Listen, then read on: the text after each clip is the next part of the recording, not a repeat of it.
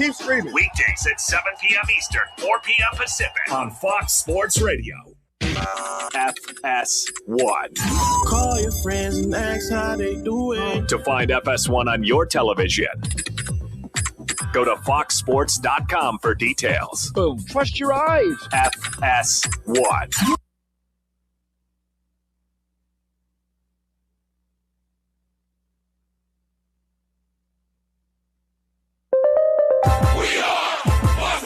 And here's what you need to know. UConn beat number 1 Duke to win the East Region Final on a last-second three-pointer, 73-72. The game-winning 35-footer from Braylon Mullins came right after a turnover at midcourt. Connecticut had trailed the game by 19 late in the first half.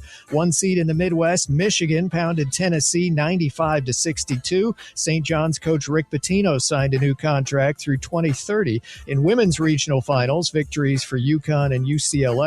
The NBA's late game went to Denver, which has won 6 in a row. Nuggets over Golden State, 116-93. Toronto beat up Orlando 139-87, the largest loss in the Magic's franchise history. Oklahoma City won again, defeating New York 111-100. Shai Gilgeous-Alexander, 30 points. Chase Elliott won the NASCAR race at Martinsville. I'm Steve DeSager. You're listening to FM 105.7 and AM 1340, WKGN Knoxville, and W289CU Knoxville, Fan Run Radio. I am untethered and my rage knows no bounds! Ladies and gentlemen. All I know is you never had the makings of a varsity athlete. What is it with you and this obsession with this varsity crap? People come to us because we don't sell them on entry. They can't refuse because of the implication. You wonder ever you're a bad man? World needs bad men. We keep the other bad men from the door. Some things are a matter of duty. The world's greatest radio show in Tennessee. That doesn't sound right, but I don't know enough to dispute. I was about to take advice from a clown who dives headfirst into the shallow end of the pool. It's Talk Sports with John Reed and Cody McClure.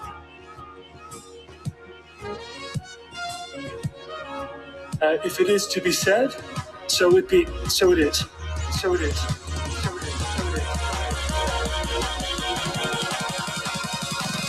It's a Tennessee thing! Well, I'm holding on.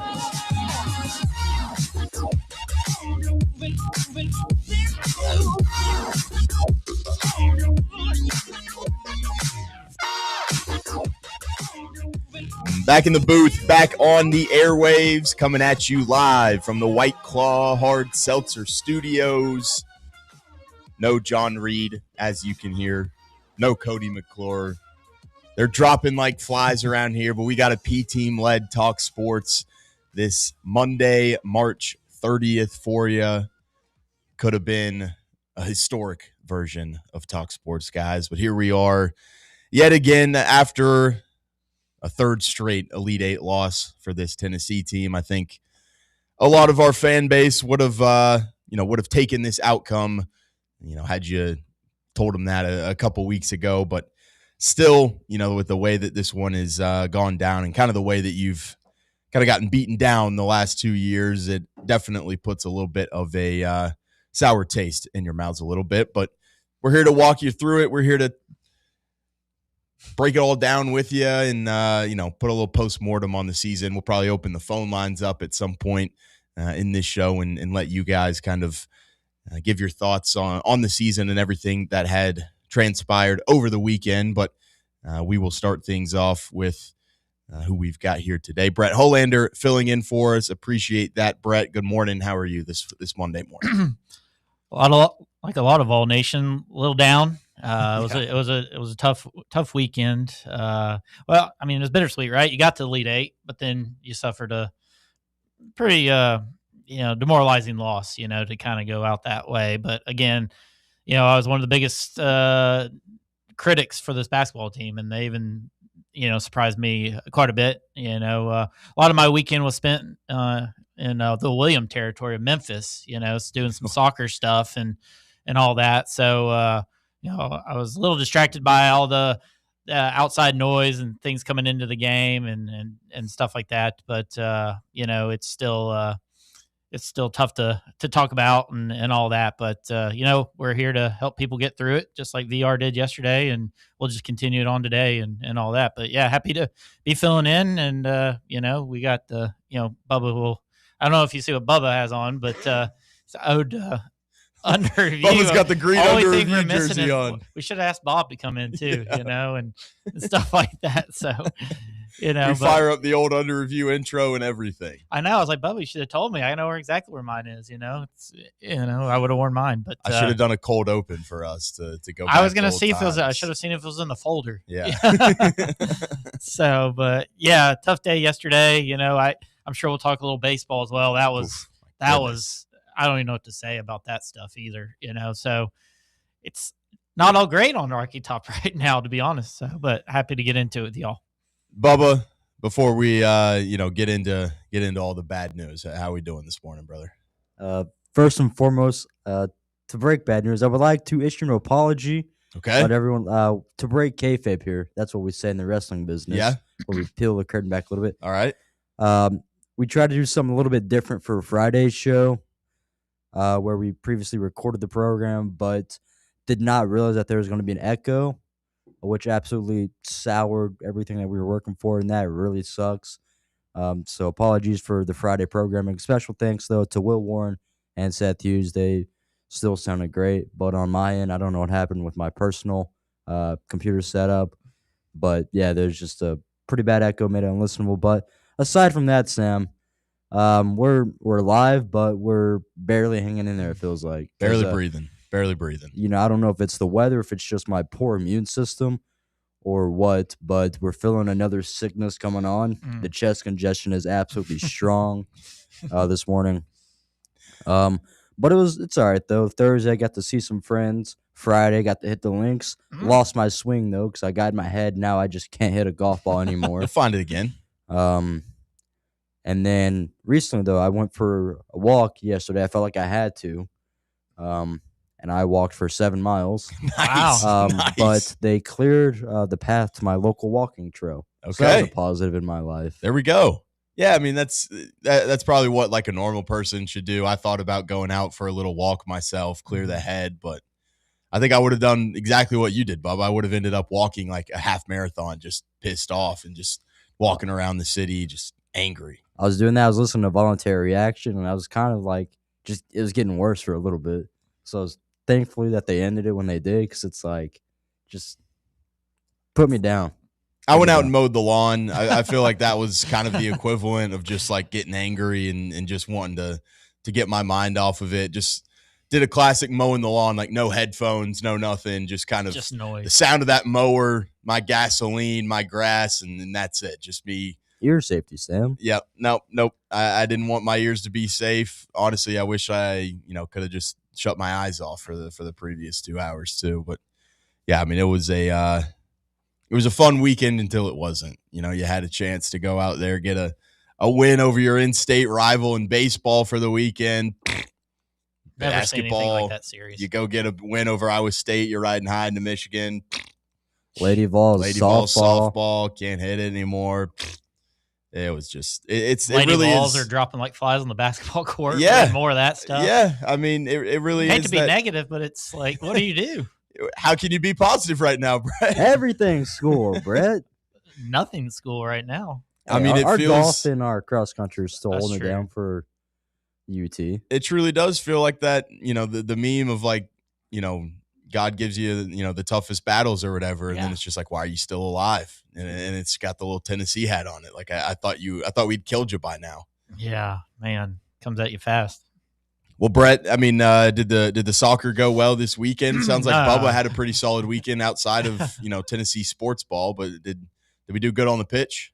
Did not, except for 2 losses on the pitch. That's a bad weekend for Brett. Yeah, it was. I'd been to Memphis in a long time. I mean, the area we were in was beautiful.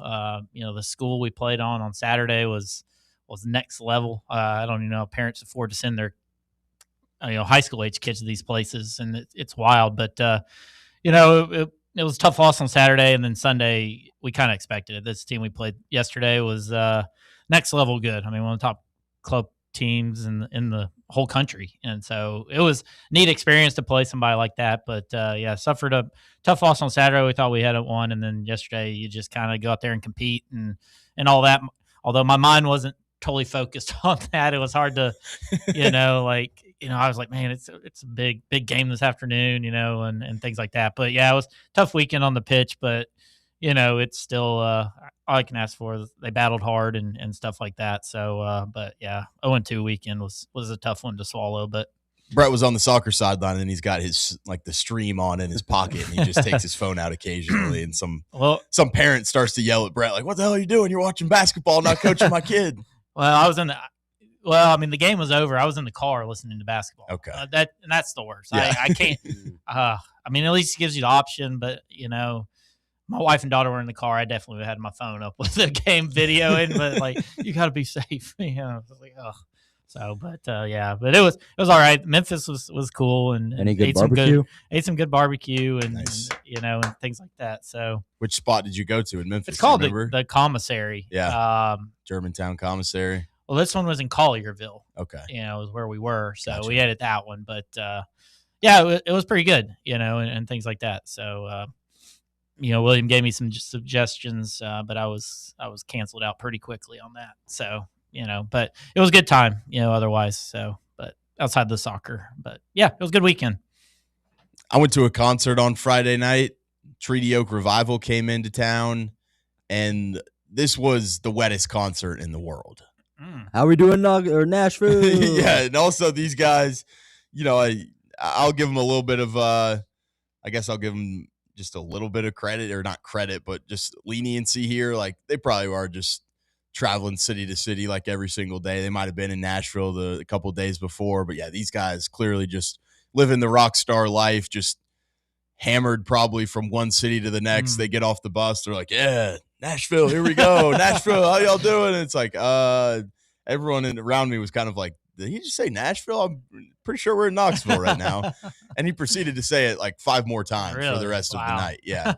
I think he kind of realized a bit because I didn't stay till like the very, very end. But I think as he was like walking off stage, he said like, Memphis, it was a great night or something like that. So maybe he kind of leaned into it. But yeah, they have this one song that I guess everyone does like a beer shower with. Oh. And I kind of thought it'd be like, all right, yeah, you go buy pit tickets. That's what you're getting whenever you go there. It was the whole stadium. Oh, luckily we were under we were in like 107 or something like that. So we were just under the little terrace there, but everyone's drinks just start flying. It looked like it was raining in Thompson Bowling Arena. Wow. And then all of a sudden there's just so many drinks coming from the upper rows that it's just flooding down. It looks like it's like raining it looks like the old Washington Commanders stadium with like sewage running down the lines. People weren't throwing full beers. Yeah. Full cans just flying. Well, they did. I don't know if this is a new thing at TBA, but they were pouring everything into a cup. No cans. Oh, okay. Has that been? I don't know. I haven't been to a concert. I didn't go to a basketball game this year. I went to a basketball game and it was still like you go cans? through like the self lines, that was cans, yeah. And they still had like the cans that you had to pop before. I wonder if they do it for this kind of concert. I honestly think they do because they know that at some point drinks are going to be flying and they don't want to have to deal with the thought of someone just getting crushed. I'm surprised they even allow like that at Thompson throwing cups. Yeah, well, throwing cups and just beer going everywhere. Like I can't imagine the mess. I kind of dove into it later, and it apparently it sounds like they have it like in their contract where either this band or like their agents or someone like that, like they pay for the cleaning to it. Because that had to be the stickiest thing in the world. So this must be a popular band. I'm not familiar with them because to be at Thompson Bowling, I feel like you got to have a legit following, right? Yeah, they're a bigger kind of up and coming country band, I would say. Okay. I saw them a couple years ago. Do they sing their own stuff, or is it's not covered? Yeah, no, they're not covers. Okay. They're kind of like West Texas, like rock country kind of. Yeah. I saw them at the Millen Mine a couple of years ago, and pretty small venue there. And then now they're all the way up to TBA. Yeah, I was gonna say that's they average 7.9 million viewers a month on Spotify. On Spotify, all right. Wow. There we go. What song was it? Was it No Vacancy that they throw the stuff to? Boomtown. Yeah. And did they do that at the end, or kind of at the end? I guess. Or it was honestly right in the middle of the concert. Right in the middle of the concert. So do they so everybody knows when the song comes out? Is that like the thing they do? At this song? So when everybody, did it already start with? Yeah, I mean, the first 30 seconds of the song, people just start to, it's kind of a trend, I guess, that they do at their concerts. And people started hearing that song and beer started flying real quick after. Yeah, because I've seen, when somebody scores a big goal, like the U.S. scored the gold medal, and you can see all the bars, people are throwing the beers. And stuff. It was just that for 3 minutes, it felt like. That's amazing.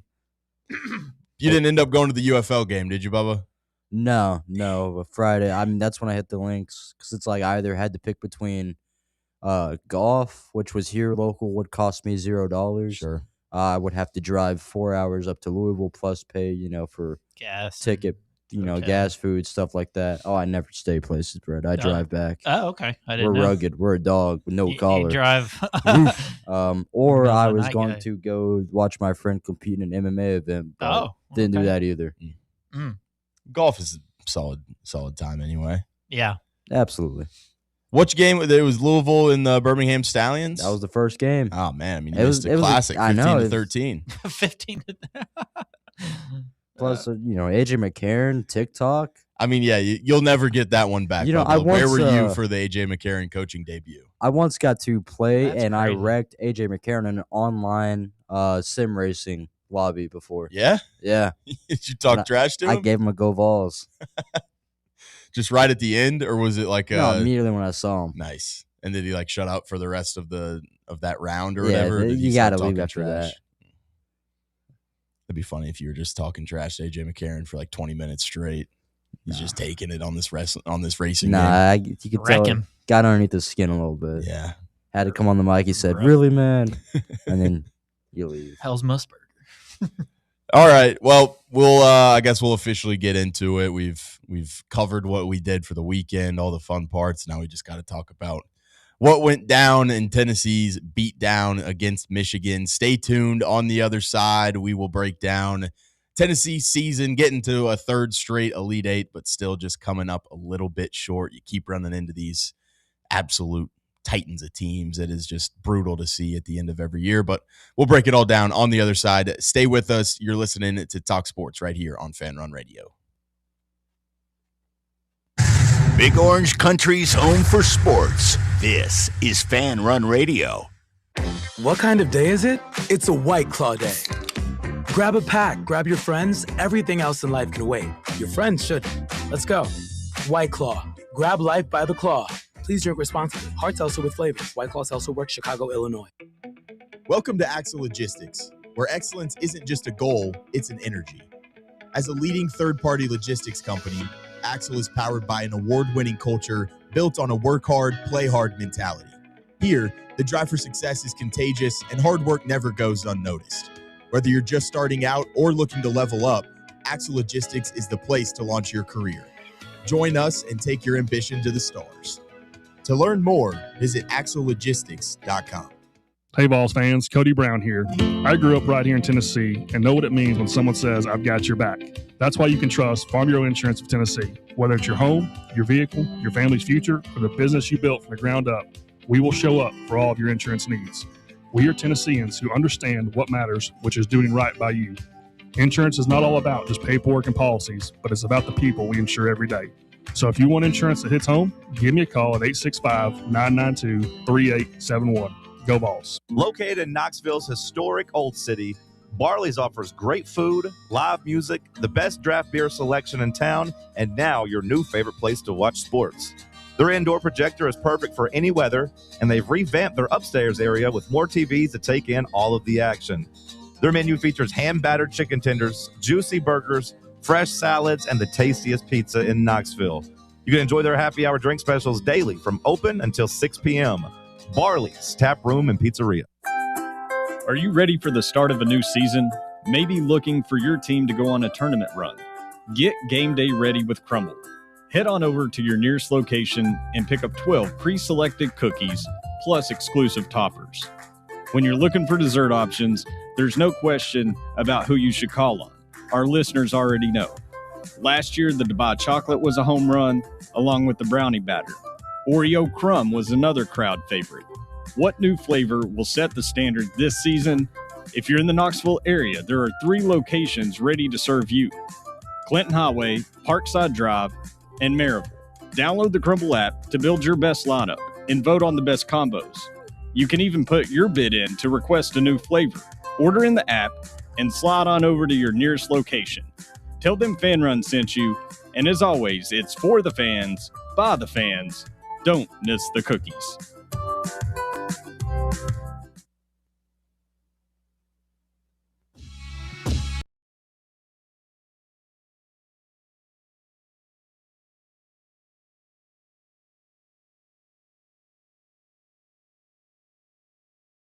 Studios Monday edition of Talk Sports rolling right along here, and we will get down into it as Tennessee basketball officially out of the tournament. Michigan takes them down and takes them down in a fashion in which Michigan was taking down a lot of teams this season, but it does not mean that it feels any better to be sitting here this Monday morning after you drop it 95-62.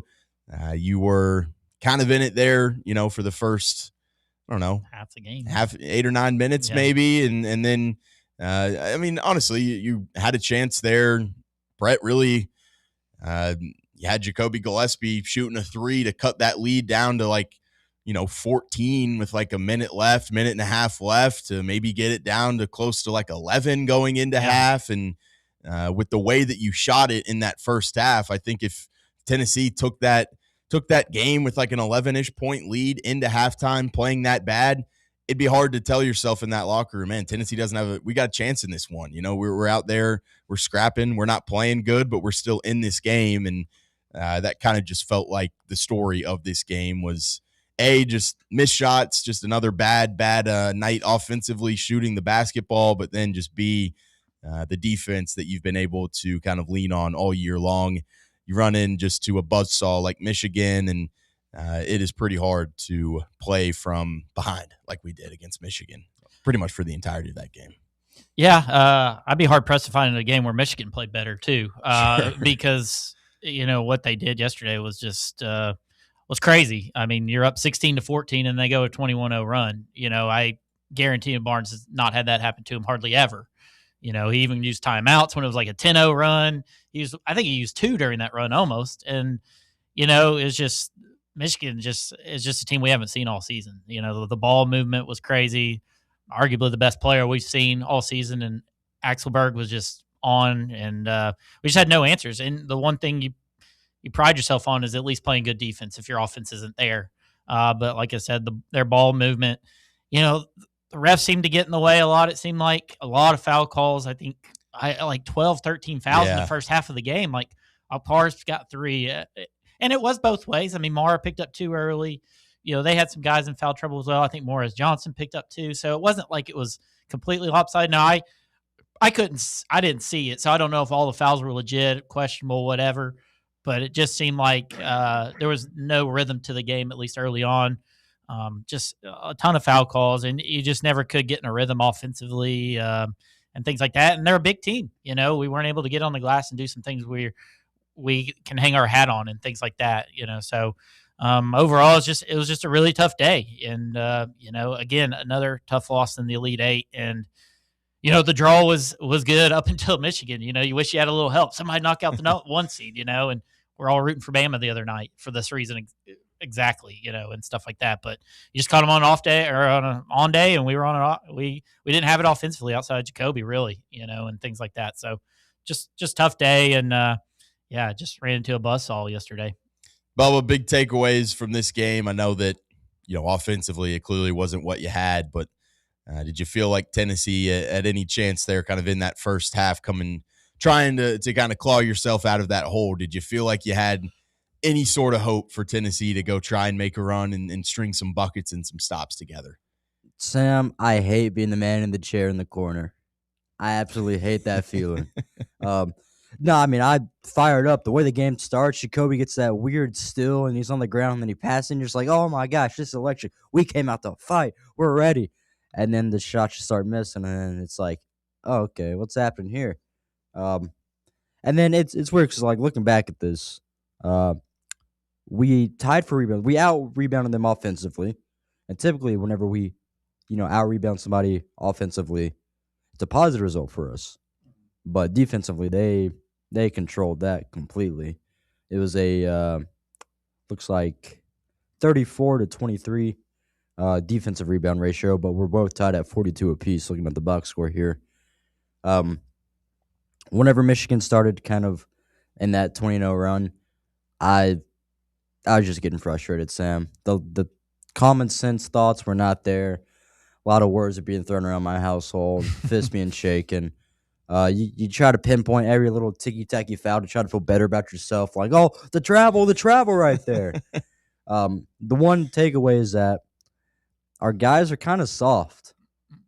And this is only one example, but whenever Jalen Carey goes up for his dumb little technical, at least put the guy on his butt across the floor, dude. Bubba wants to lay him out. Like, you already know what you're going to do. You already know that you're kind of a, dare I say, a sore loser. It's okay. I am too. I hate losing more than I love winning. I hate it. And I don't know. I just didn't feel connected in some ways. I mean, when the majority of your offense in the first half is from Jalen Carey, I think that's probably not going to beat a decent amount of teams in the tournament in the first place. It's definitely not going to beat probably the best team in the country that we've seen all year from Michigan. And yeah, I mean, it's a tough pill to swallow, just knowing that Tennessee, kind of leading up into the tournament, hadn't really been playing all that great. Shooting numbers weren't great from some of your star guys. Nate obviously hurt. Jacoby wasn't really playing his best ball coming into the tournament, and that's why a lot of Tennessee fans weren't really feeling super up about this tournament run and, getting Rick Barnes back to another Elite Eight and stuff like that. And then you get back into the big dance. You take down that Miami of Ohio team. You look really solid doing it. You kind of flex your muscle. You win that game how you've won them all year long.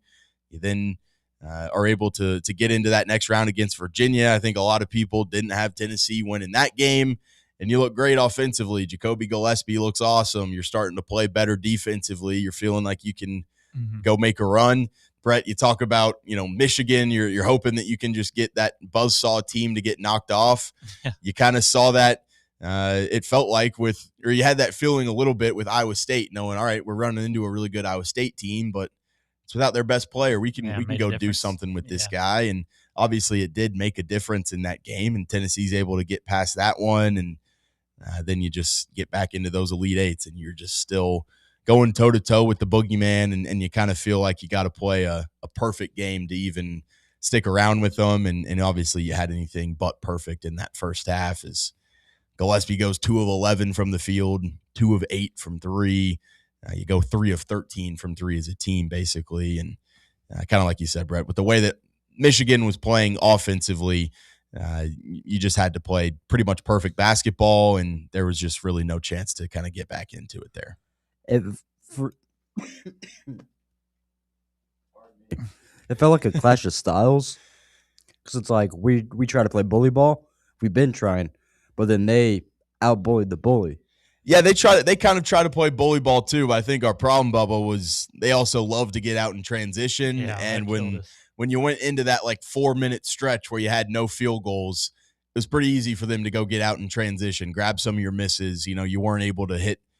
You didn't have any shots that yielded offensive rebound opportunities. It was just clank off the iron, 15-foot long rebound, Michigan out in transition, boom, quick bucket, and you're back at it again type of thing. Yeah, turnovers weren't the issue. That's typically the issue for us when we lose games. I mean, you only had 9. Now, there were times where you did turnover and led to any turnover we did have seemed to be runouts for them and buckets. I mean, it just seemed like Axelberg, a lot of his threes sound like they were open and things like that. And when you're chasing back, you think to go back in the lane, and Cadeau is just such a good point guard at finding the open man, different things like that. And it's a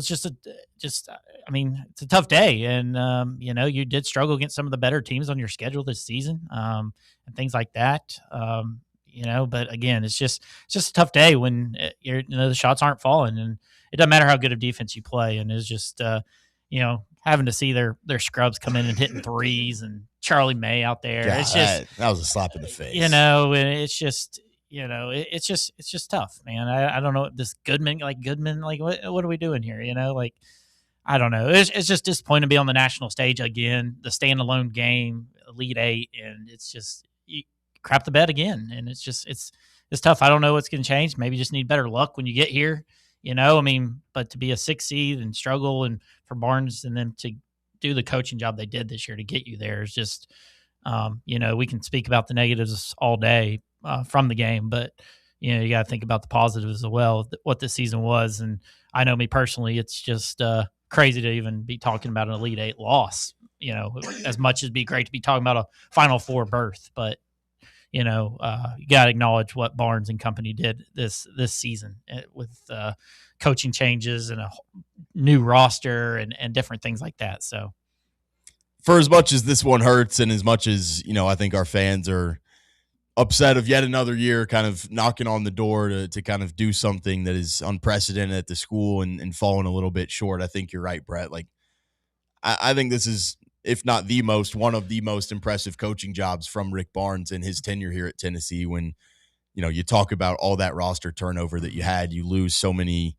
key pieces of the puzzle, not only just production wise, but just kind of fabric of your team and guys that have been here for so many years. You kind of had to flip that one, and you got to go teach a guy like Nate Ament to not only kind of grow up mentally, physically in those first couple months, but he's got to take on the load as one of those primary guys. Gillespie, a in-state guy, he knows what it means personally, like as a Tennessee fan, but he hasn't really felt like that standard that Rick Barnes, holds you to. And one of your kind of holdover guys in Cade Phillips gets hurt for the entire year. That, strains some of that front court a little bit. You got to kind of go one more domino down, and Jalen Carey gets an expanded role. There were a lot of things that kind of didn't go Tennessee's way this year, and I think this coaching staff did do a pretty good job of kind of changing some of those. But, yeah, I mean, you get to that Elite Eight and kind of reared its ugly head in the way that we kind of said back in, November and December. It feels like this team was a shooter short, but I think it's tough to really kind of say that this was like the best version of Tennessee basketball here when you know that you've got Nate Ament pretty much playing on, what was it? I'd guess 70% maybe of what he was. And you saw the quotes from Rick Barnes saying they discussed shutting him down for a stretch in December. So this is something that has been bothering him pretty much the entire season. I think to see some of those 25-plus point outbursts would be pretty impressive, just knowing that ankle's been bothering him. But yeah, how did he look like? Obviously, I couldn't see it. So was it just their defense on him, and that's why he struggled mainly, or was he? Yeah, he looked hobbled out there. I mean, Bubba, it felt like they were sending a lot of pressure his way and just kind of forcing him to, dribble out of a double team, pass out of a double team. Just kind of felt like they knew that he was hobbled and they were trying to be physical and kind of just push the pressure on him. I mean, yeah, and it's a smart move by them because we've seen him struggle when it comes to any type of pressure, it feels like. So credit to them. But it's weird, Sam, because it's like, we understand that it's okay to change your expectations based on how things go. Like, I was so excited for this team at the very beginning of the season. And then out of nowhere, it's like, oh, wait, yeah, the whole shooter short thing. Like, at the beginning of the season, it's like, oh, Amari Abram is our shooter here. Like, let's see how this goes. And then it's like, oh, Jalen Carey, he just drives in, but he still can't hit a bucket. And that's still kind of true, with yesterday. But that happens, then it's like, oh, man. And then you get some big wins early. It's like, oh, this team's got potential. Houston, down they went. And then you finish 5th in the SEC. And you're just like, man, we're going to get cooked by either a Cinderella team or, any team that's much better than us, like a Virginia. At least that was my mindset. That didn't happen. We kept winning. But then at some point, the casino's going to get their money back. You keep gambling with it. This team had far exceeded any expectations that I previously set for them. But it sucks to be in this situation, Sam, because you get there, you can see it, you keep thinking all these thoughts in your head, you're talking crazy. Why not us, You're in the house that MJ built, right? And then it's like, man, crazier things have happened in this place. And then you just, as Brett mentioned, on national television, standalone game, just watching people pluck your hair from your head, it's a rough position to be in. The national TV aspect of it doesn't help at all, Bub. Absolutely. You get down to 20-something points, and it feels like all the goodwill that maybe national media had for a couple days of Rick Barnes. Oh, hey, we need to talk better about this guy. Look at all these Sweet 16s in a row he's made. Look at all these Elite Eights, and then just boom, you get to the point where we haven't, broken through yet, and you just kind of get stuffed in a locker yet again against just an elite team. And saw this tweet from Ryan Shumpert this morning. Tennessee has faced the last 3 years the highest possible opponent in all 9 tournament games after the first round. So you kind of talk about needing the bracket to break a little bit your way. Yeah, I know you got it with Iowa State just a little bit, but yeah, I mean, just every single year. I think we would say they have 30 wins, but it's Miami of Ohio. Like they're kind of the easiest 11 seed I think we could have faced too, right? I mean, I don't know. I mean, you wouldn't have played Texas. VCU was the other one, and I think who Louisville play. I can't remember, but anyway. But yeah, after the first round, but they did have 30 wins. I mean, that's still a good basketball team. Absolutely. No, I mean we saw that they were able to go take down a power opponent themselves. So that's true.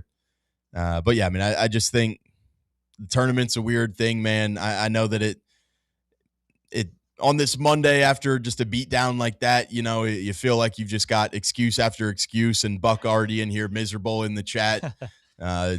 Buck just saying, if we just said that we got beaten down, we could just say we got our asses kicked and moved on. Well, Buck, that's not how the radio show works. We can't have a 40-minute show. We got to talk for 3 hours about this. So I know that it sounds maddening, but that's just how this game goes. And I mean, I think this was a game in which Tennessee really had the chance to break through, but you felt like things were going to have to go kind of perfect. You get those early fouls, you get those big men in foul trouble, and you add that in with your 2 best players not being able to shoot the ball at really any sort of consistent clip, and it was curtains pretty quick after that. Yeah, and even to start second half, like Jacoby hit 2 threes, but we couldn't stop him on the other end to like get any momentum going. Like it would be Jacoby back-to-back threes. All right, here we go, and then boom, kind of like towards the end of the first half.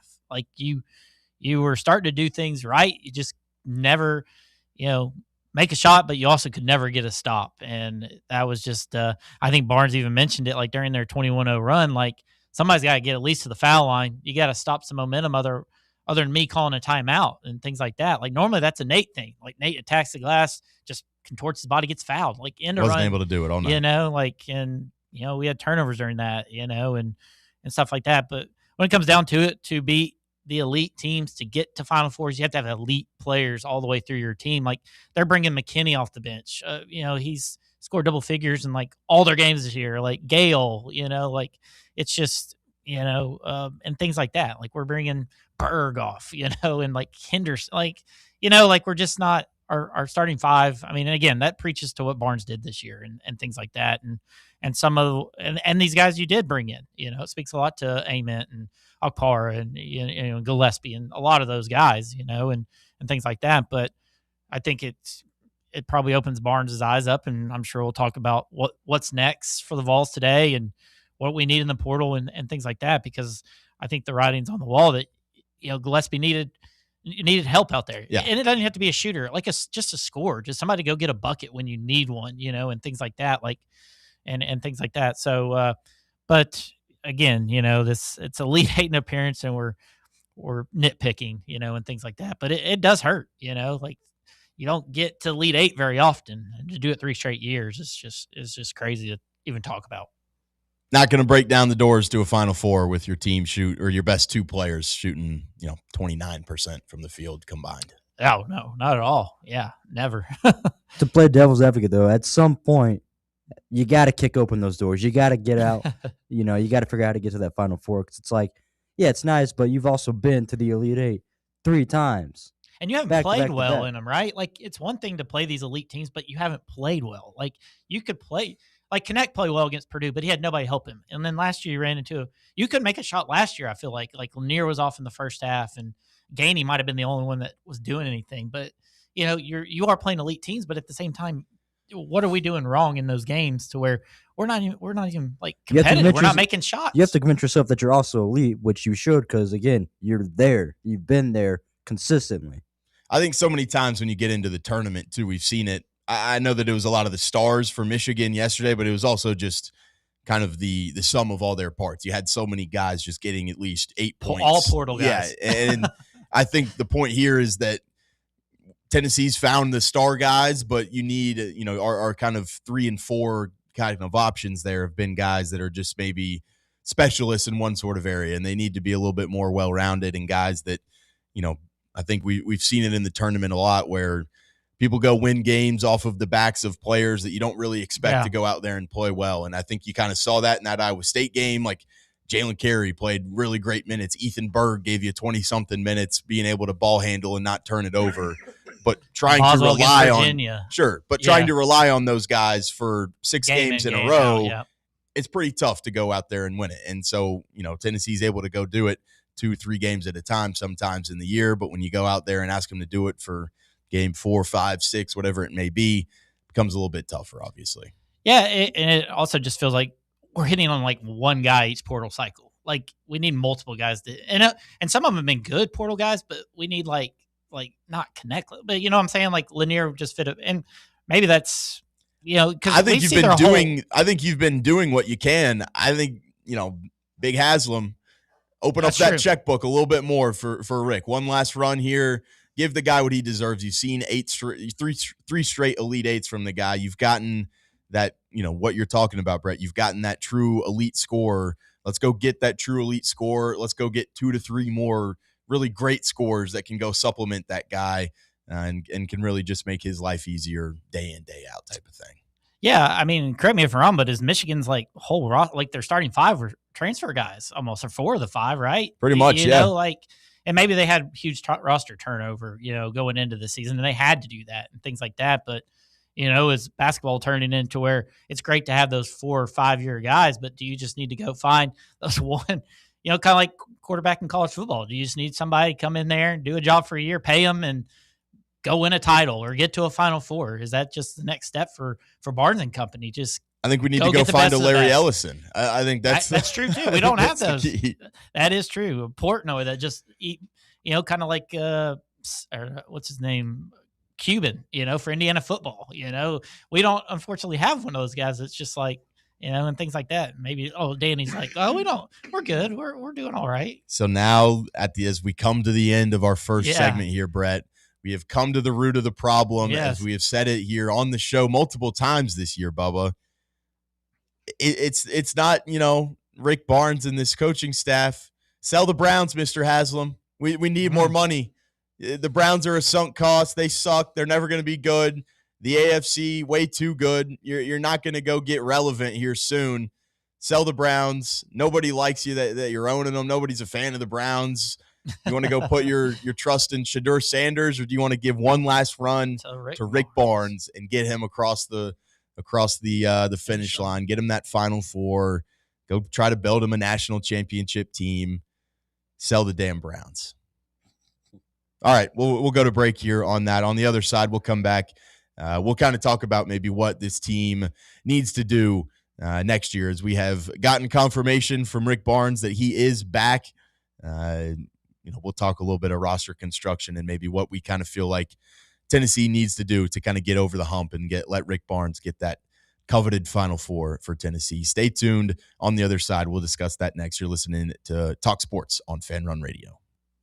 Check out exclusive Fan Run video content on YouTube. Just search Fan Run Sports and be sure to like and subscribe. Blackford Veterinary Surgery Referral specializes in surgeries not regularly performed by your pet's general veterinarian. They're currently accepting referrals from vets all across the country. With their newly renovated state-of-the-art surgery center and highly trained staff, clients can rely on professional and thorough care. If your vet says that your pet needs surgery or rehab, ask for a referral to Blackford Vet and let them get your best friend back on its feet. Located conveniently in West Knoxville. For more information, visit blackfordvetsurgery.com. Hey, it's Russell Smith here for ECR Total Landscapes.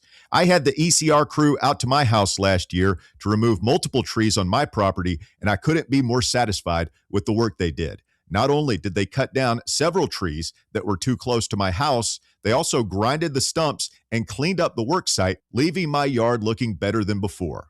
Take it from me. If you've got a dangerous, overgrown, or storm-damaged tree that's threatening your home, your car, or your family, don't risk it. Do what I did. Call ECR Total Landscapes for a free estimate. Tell them Fan Run Radio sent you. 865-384-2012.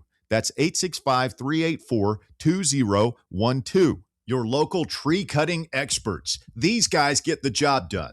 Check out their website, ecrtotallandscapes.com. Running a business, coaching a team, planning your next big event, you need more than just gear. You need SM Athletics and Logo Solutions. Custom uniforms, branded apparel, promotional products, done right, done fast, and built to show off your brand with pride. From local businesses to high schools to major universities, SM Athletics is trusted by winners. Get real service, get real quality, get noticed. SM Athletics and Logo Solutions, where your brand comes to life. Visit smathletics.com and let's build something great together. eBay Motors is here for the ride. Go ahead, feel your engine. Admire that perfectly installed exhaust. Your vehicle's moving along this freeway like it was made from fresh installs and a whole lot of love. With eBay Motors, you get over 122 million parts to keep it running. And with eBay Guaranteed Fit, they'll be the perfect fit every time. Plus, at these prices, well, we're burning rubber, not cash. Keep your ride or die alive at ebaymotors.com. Eligible items only. Exclusions apply. A brand built in Tennessee and born from the love of the game. Inward Half revolutionizes golfing comfort. Crafted by a former pro and dedicated enthusiast just like you, our luxury performance wear guarantees you stay cool and comfortable through every swing and every day. We're not just a brand. We've set out to create a lifestyle for those who understand that impeccable style and premium performance are a hole-in-one. Enjoy the walk-in with Inward Half.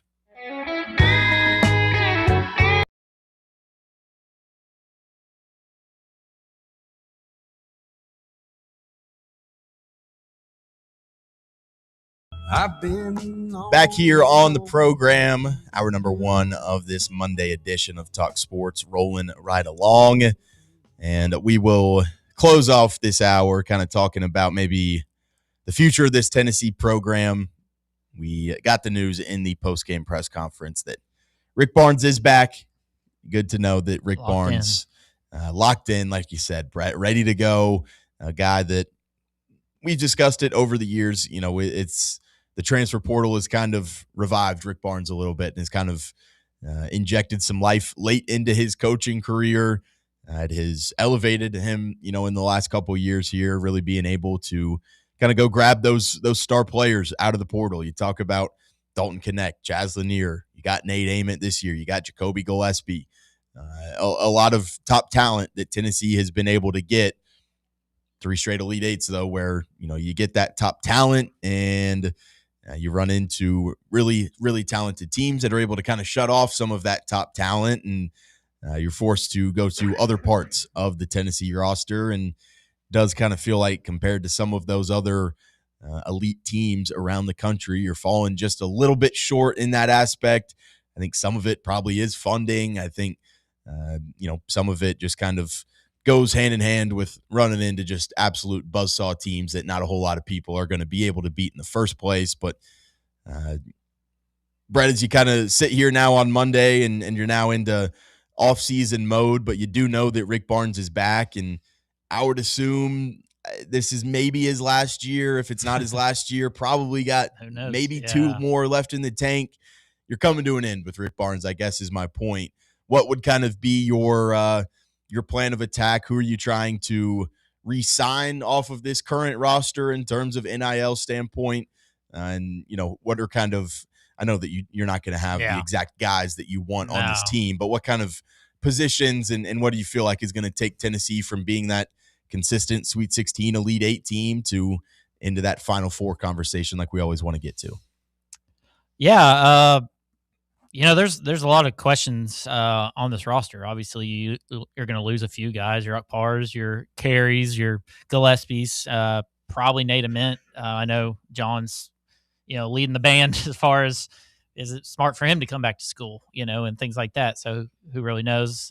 But yeah, I mean, I think it starts ultimately, you know, with the point guard position. I think it's been the catalyst for these Barnes teams with Zakai right into a Jacoby Gillespie. I think that's going to be where I would imagine a majority of the money spent, you're going to go try and find that top guy that fits the system well. I know there's some guys out there that fit the portal already that I feel like would fit the bill, but I think you just need a really good starting five and go from there and fill in your roster. Outside of that, you got some freshmen coming in, I feel like, with the potential to maybe put the ball in the basket and things like that. So you have to decide on the Boswells and Amari Evans and those fringe pieces of what you're doing. Do you want to keep those guys because they're the culture guys? I mean, you're probably going to have to answer questions about Estrella. He's going to be, a hot commodity possibly in the portal for some teams and things like that. A guy with size and lacks a little bit on defensive end, but it's hard to find guys with touch and things like that at 6'10". So, yeah, I mean, I think it, but ultimately I think it starts with what you do at the point guard position, kind of build from there. So, but you trust Barnes and the staff to go find the right guy in that role and things like that. But yeah, it's gonna be interesting offseason for sure. There's gonna be a lot of tough conversations and things like that. But hopefully Barnes can find the right guys again.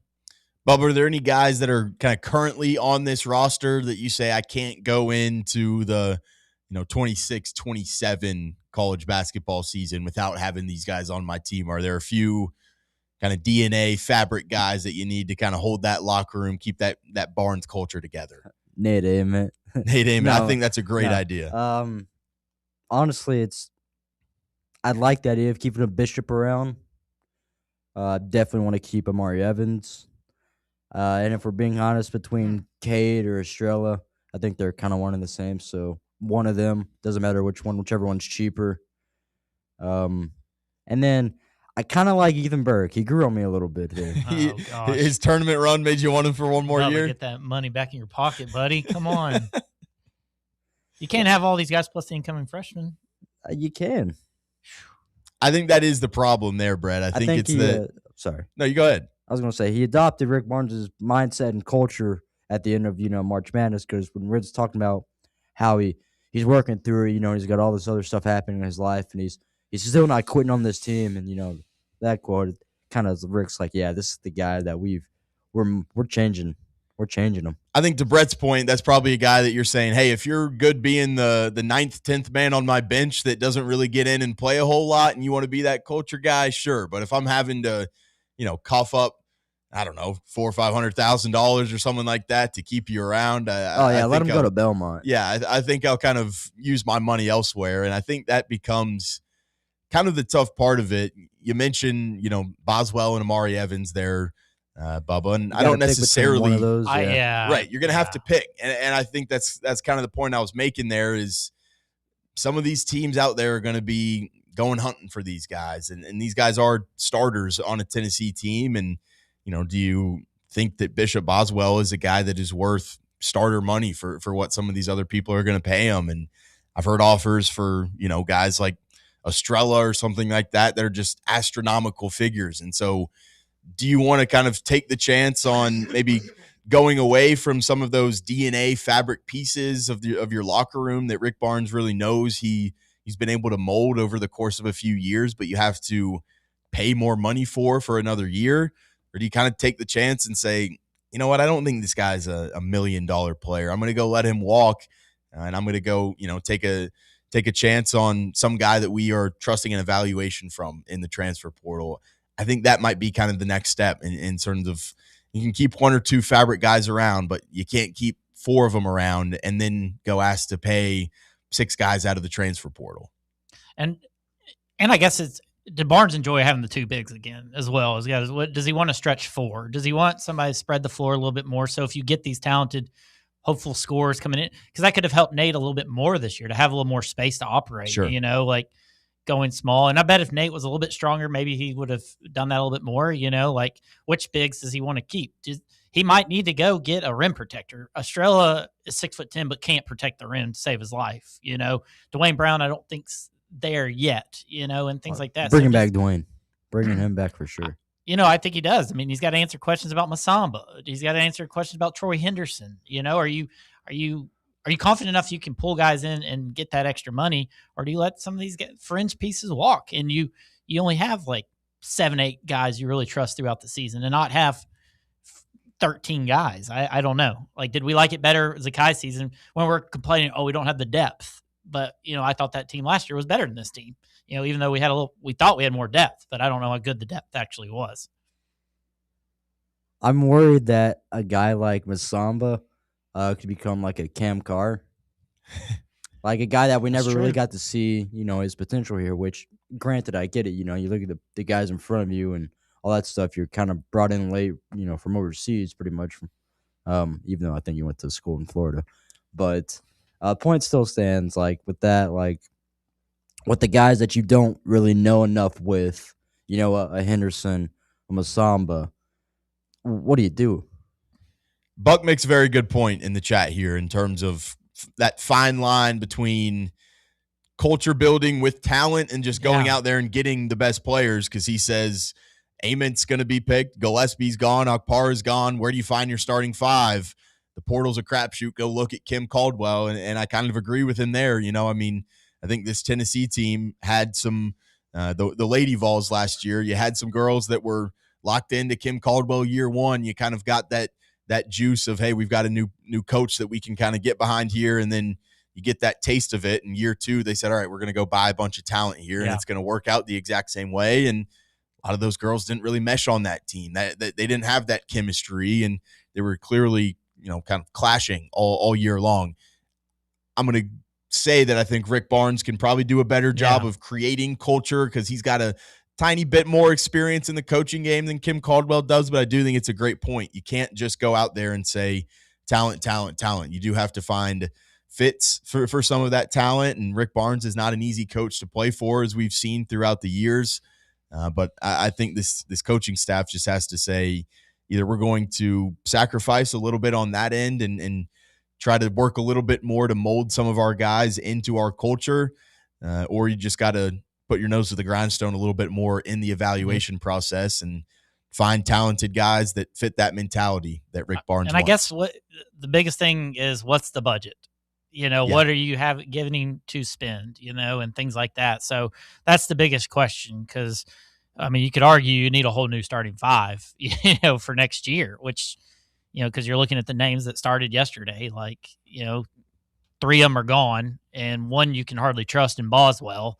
And Estrella, I think, is easily a good starting piece, as a big, and things like that. But you literally don't have a starting five next year. Yeah. So you're gonna, and I don't know if he's gonna play any of these freshmen, any of these guys we've mentioned, and things like that. But I think it starts with what the budget is and what system Barnes wants to do. Did he enjoy the up and down 3-point shooting team, or did he like dominating the glass and things like that? But I do think we need a little bit better defense on the perimeter as well. I thought that was an Achilles heel. Like, guards would just light us up, and things like that. So yeah, it's another big task this year for Barnes. And I know they've got names. I'm sure they've got names that they're looking to bring in, because a portal opens pretty soon, if I'm not mistaken. Yeah.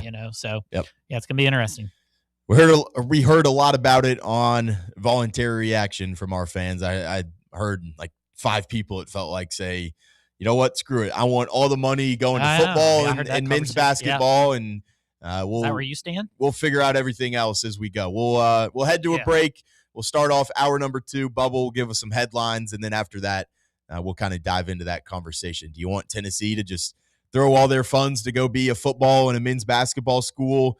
Are you sick of the everything school moniker? Do you want to just say, hey, we're going to go put 2 sports at the very forefront, and everything else is kind of got to go figure it out themselves? We'll discuss that in hour number 2. Stick with us. You're listening to Talk Sports right here on Fan Run Radio. The flagship station for Tennessee football. Fans. Fan Run Radio. Blackford Veterinary Surgery Referral specializes in surgeries not regularly performed by your pet's general veterinarian. They're currently accepting referrals from vets all across the country. With their newly renovated state-of-the-art surgery center and highly trained staff, clients can rely on professional and thorough care. If your vet says that your pet needs surgery or rehab, ask for a referral to Blackford Vet and let them get your best friend back on its feet. Located conveniently in West Knoxville. For more information, visit blackfordvetsurgery.com.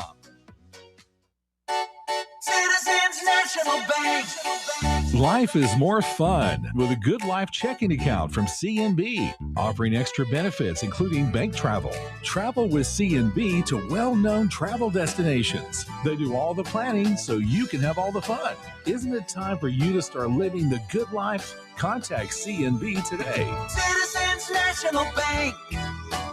Banking never felt so good. Member FDIC. You're listening to FM 105.7 and AM 1340, WKGN Knoxville, and W289CU Knoxville, Fan Run Radio. Fan Run Radio, where Big Orange Country comes to talk sports. Start your morning off with your daily dose of talk sports with John Reed and Cody McClure from 8 to 11. Then it's Tony Basilio from 11 to 1. The Playbook with William Pattison from 1 to 3, and The Drive from 3 to 6. It's 10 hours of hard-hitting local sports radio every day, right here on the flagship station for Tennessee fans. This is Fan Run Radio, Knoxville. What's up, Fan Run Nation? This is Evan Rogers with ECR Total Landscapes. We're excited to continue our free stump grinding promotion with Fan Run Radio this year through March 31st. If you've got problem trees in your yard, give us a call and we'll come out and cut them down and grind the stumps for free when you mention you heard us right here on Fan Run Radio. Take it from Russ. We'll treat you right at ECR Total Landscapes. That's right, Evan. I had the ECR team out to Stately Smith Manor last year, and they took down a bunch of trees for me and grinded the stumps for free. Now I don't have to worry about those trees falling on my house, and my yard looks much better. Do what I did. Call ECR Total Landscapes. Thanks, Russ. Call us today and we'll come out and give you a free estimate. Our number is 865-384-2012 and our website is ecrtotallandscapes.com.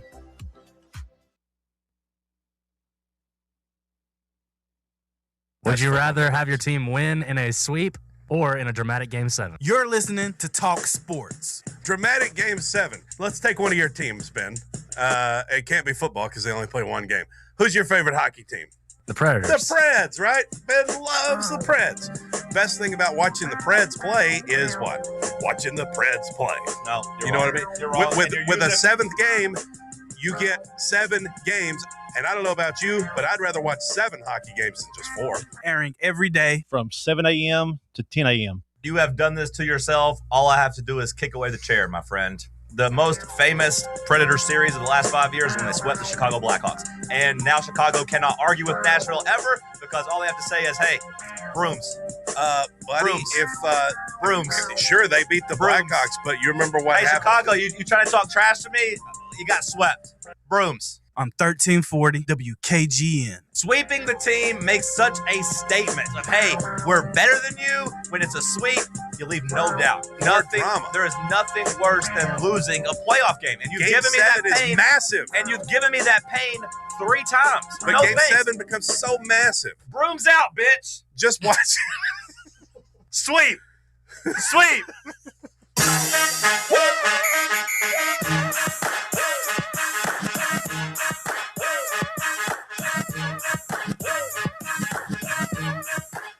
Hour number 2 kicking off live here in the White Claw Hard Seltzer studios of Fan Run Radio.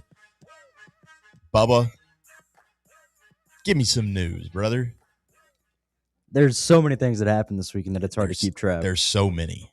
First things first, I want to get this. Have you heard of Swamp Fest? I am unfamiliar with Swamp Fest, but I'm already intrigued. Swamp Fest happened over the weekend, and it's like an annual BMX and skateboarding festival in Florida. But it's in the swamplands, and there's just big old mud pits that people just go crazy in. So it's kind of like Gathering of the Juggalos, but for skateboarding and, extreme sports like that. Anyways, though, that's not the news here. What did happen? Wait, this was just the only thing you're saying about Swamp Fest? Yeah, I kept getting TikToks about it, and I was like, what the heck is going on here? I thought you were going to have some big news that came out at Swamp Fest. Well, it does look pretty interesting what it says. No, it's like a Burning Man and like Mardi Gras and Gathering of the Juggalos all in one weekend. I mean, it says they build their own courses. It's not right. Is that what I'm reading? Yeah, no, I mean, this is just the overview, but from the things that I saw, I mean, they were using like car hoods as like ramps and stuff like that. Like, man, the first tweet that I'm seeing Swamp Fest Log Challenge 2026. If you fall in the dirty water, you are almost certainly going to end up in the hospital with something. Oh, gosh. And watching guys just do cannonballs into that is Oh, like my. so much ringworm going around, dude. That It's like, is- what is happening? That's tough. Well, Moving the on. Tiger Woods is back. Oh, God. ahead. Man, this was so sad. Unfortunately, Tiger Woods, another DUI rollover crash down in Florida. Man. Yeah, Brett, I think, we That can was tough news. Yeah, that was really tough news. I think you can officially call off Tiger ever playing golf again. Man. Like at this point, I don't even know if the guy's going to go attempt to play like senior tour stuff ever. I just Like kind you're of mad, sad, you're like all the emotions with this guy.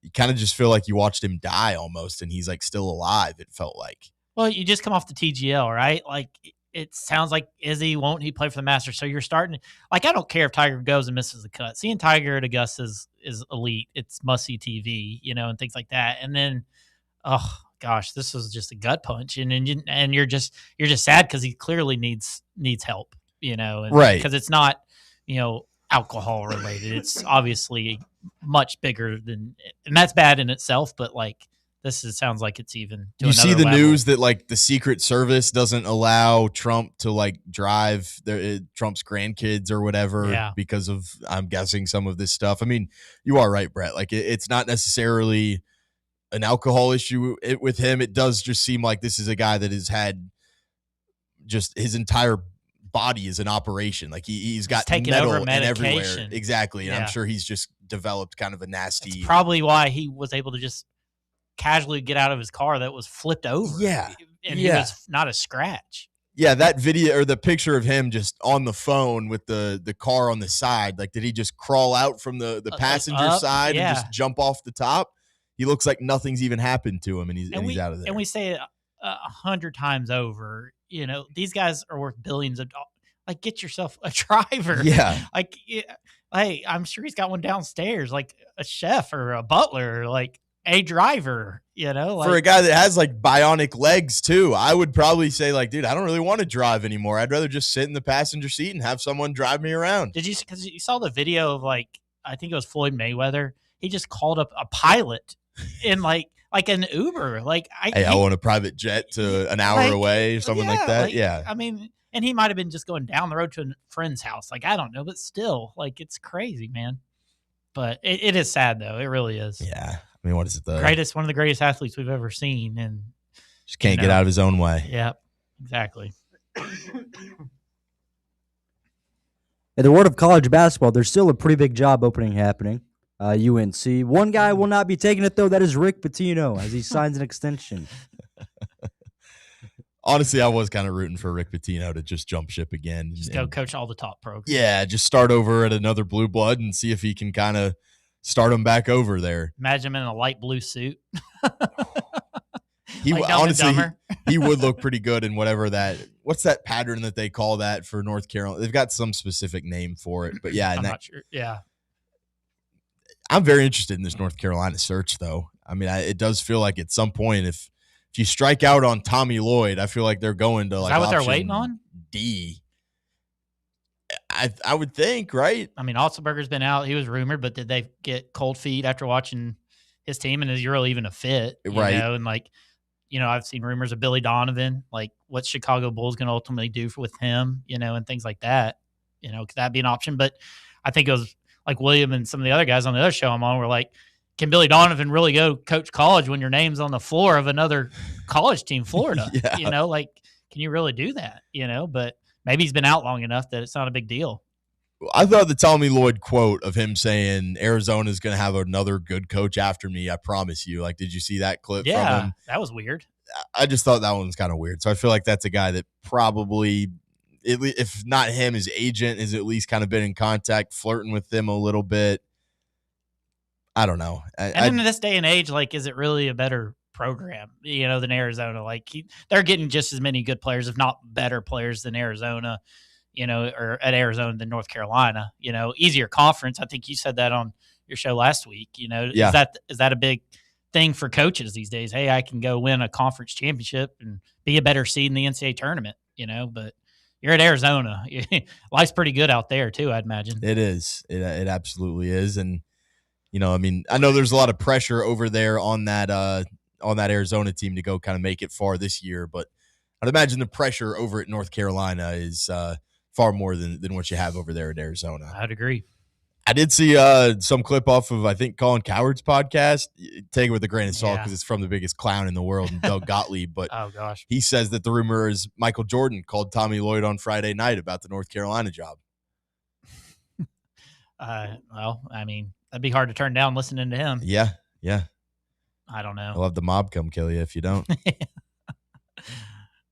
Be interesting to see who they hire for sure. It's a big time job. Yeah, for sure. So this isn't really big, but it is to me. So UFC Seattle happened over the weekend, and three big Great things card. happened after that. We had maybe the most brutal woman's knockout ever between Alexa Grasso and Macy Barber. She knocked her unconscious and immediately choked her out. That absolutely ref, scary. I think that ref stop that. Yeah, that ref needs to get reviewed suspended. for that. She was knocked out at the punch, and then she just immediately takes her back and just Normally chokes her they're out. so good at that, getting on somebody if they've been knocked out. Yeah. We had Dana White going off because people were saying, why are you using AI to promote your stuff? The fighters don't even look like themselves anymore. And he kind of swept underneath the rug. I didn't see that. What was that on? The post-game in quotes, post-fight presser, somebody asked him about the use of AI to promote upcoming fights and stuff because there was a Charles Oliveira, a famed UFC fighter, just looked like a guy, didn't look like him at all.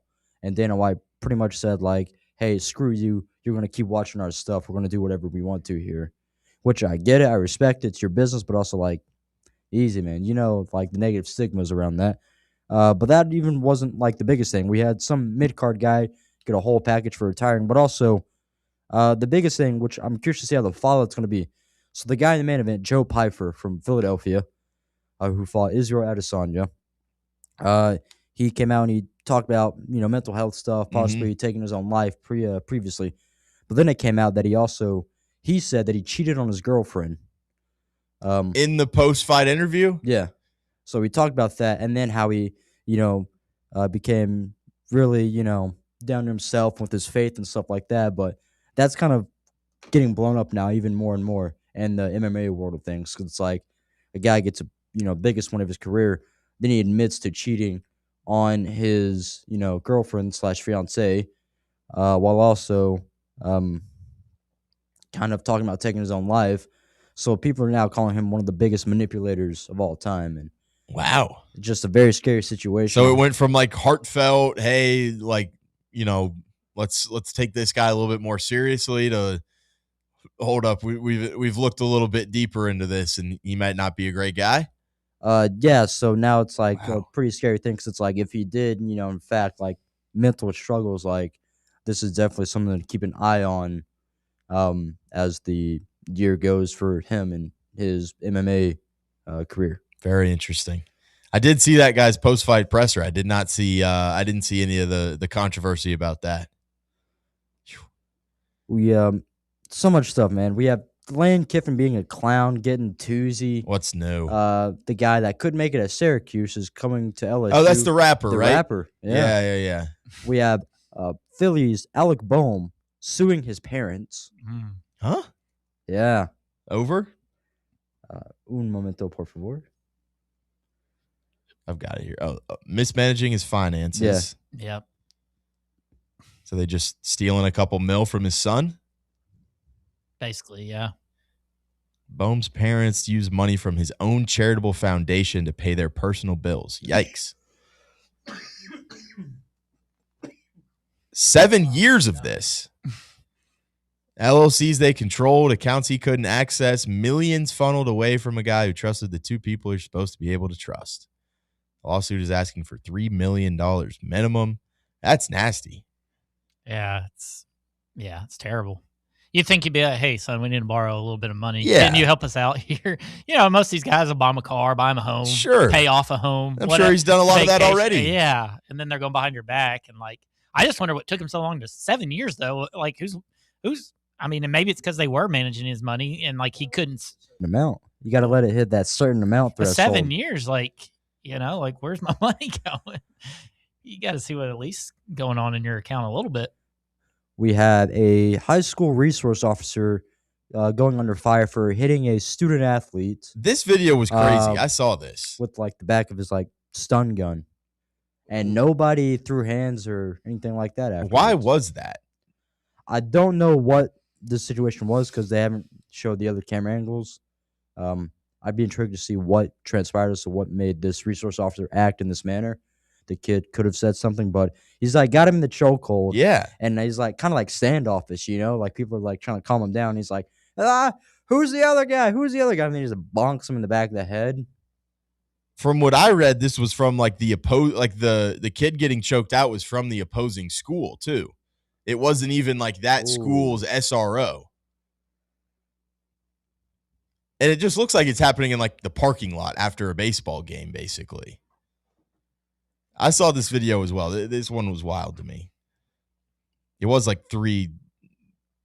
almost 4 minutes long. He puts him to the ground.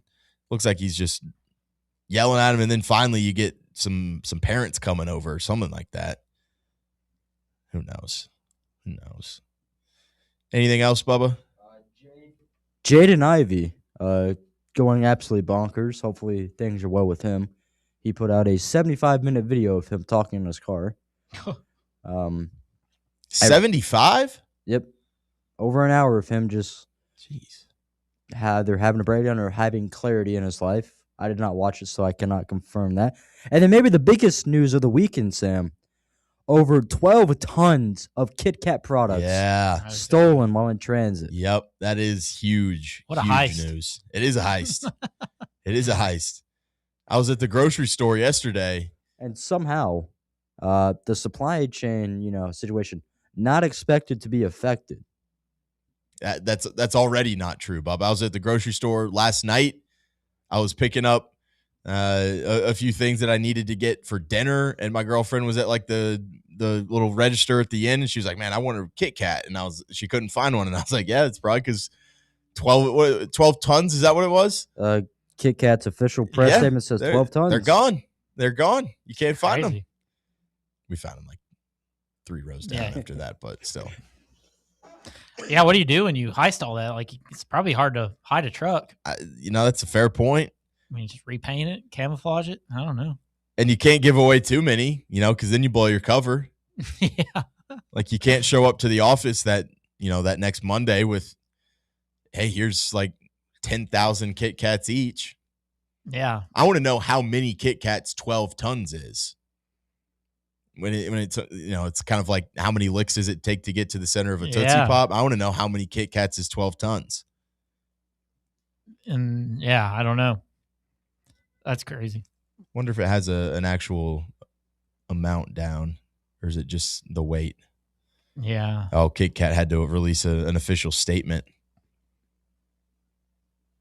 Oh, this didn't even happen in America? It's in Europe. That's Italy to Poland. That's a fraud.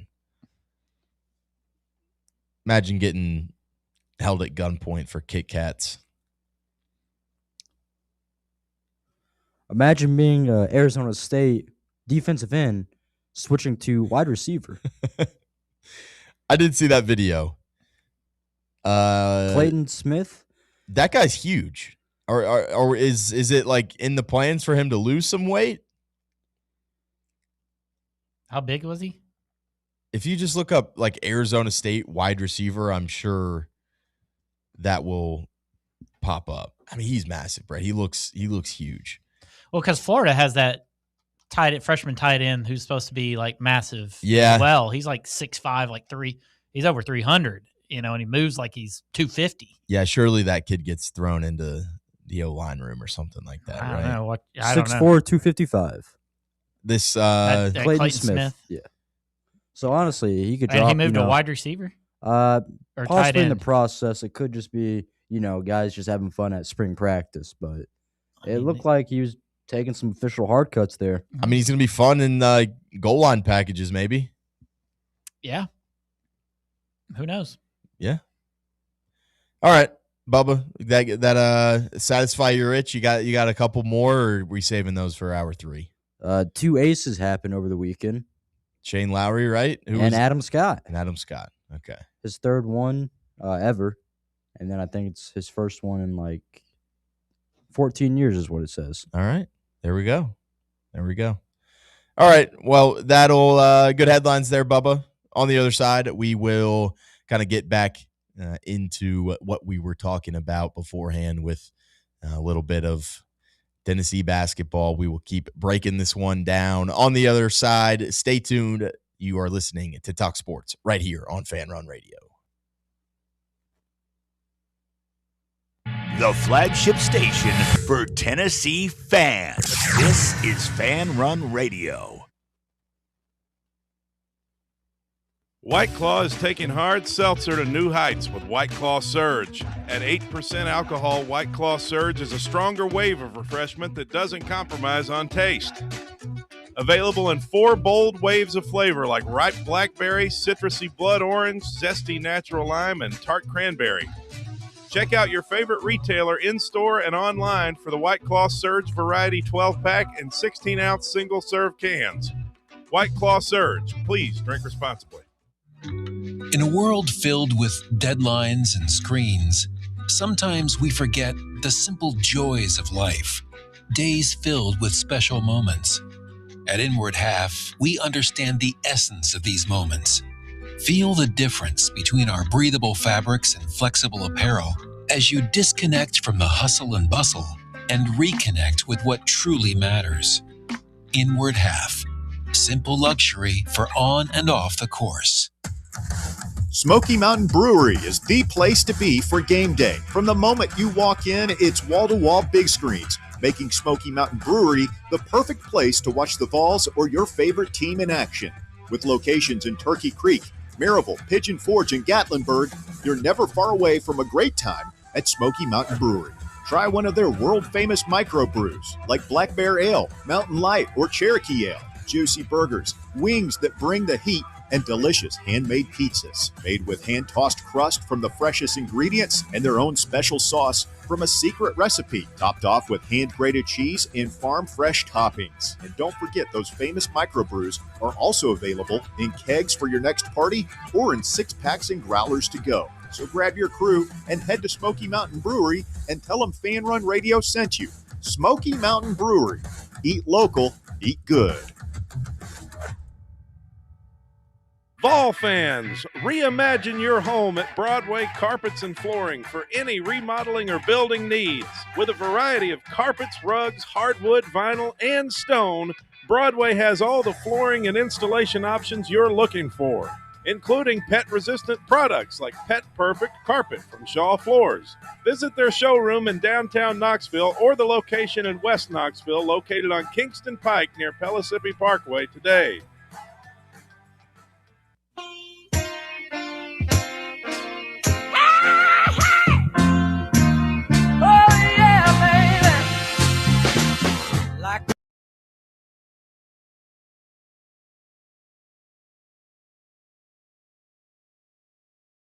Rolling along here, and we will get back into our discussion that we kind of proposed there at the end of hour number 1. Might have a little breaking news. Oh, Brad, we got breaking news. Give it to us. Well, I'm trying to confirm it. Make sure it's the right Matt Norley. Okay. Oh, wow. Bubba officially has got... Matt Norlander says NC State will be hiring Tennessee assistant coach Justin Gainey. All righty. Yeah. I just wanted to... Because I thought maybe he feels like he'd be a blue check guy, and it's not a blue check. He does feel like a blue check guy, Brett. You're right. But, I mean, from what I can tell... That is legit, and... You know, the writing seems to have been on the wall the last 24, 48 hours about this, you know, once the Will Wade stuff kind of, you know, whatever that was last week, you know, but, you know, this was kind of what we all figured once Josh Schertz, you know, confirmed he was staying at St. Louis. Yeah, for sure. We'll just get into this one here right now. We'll kind of table that conversation for the next segment here. But, yeah, Justin Gainey made it official. I think we're all expecting this one.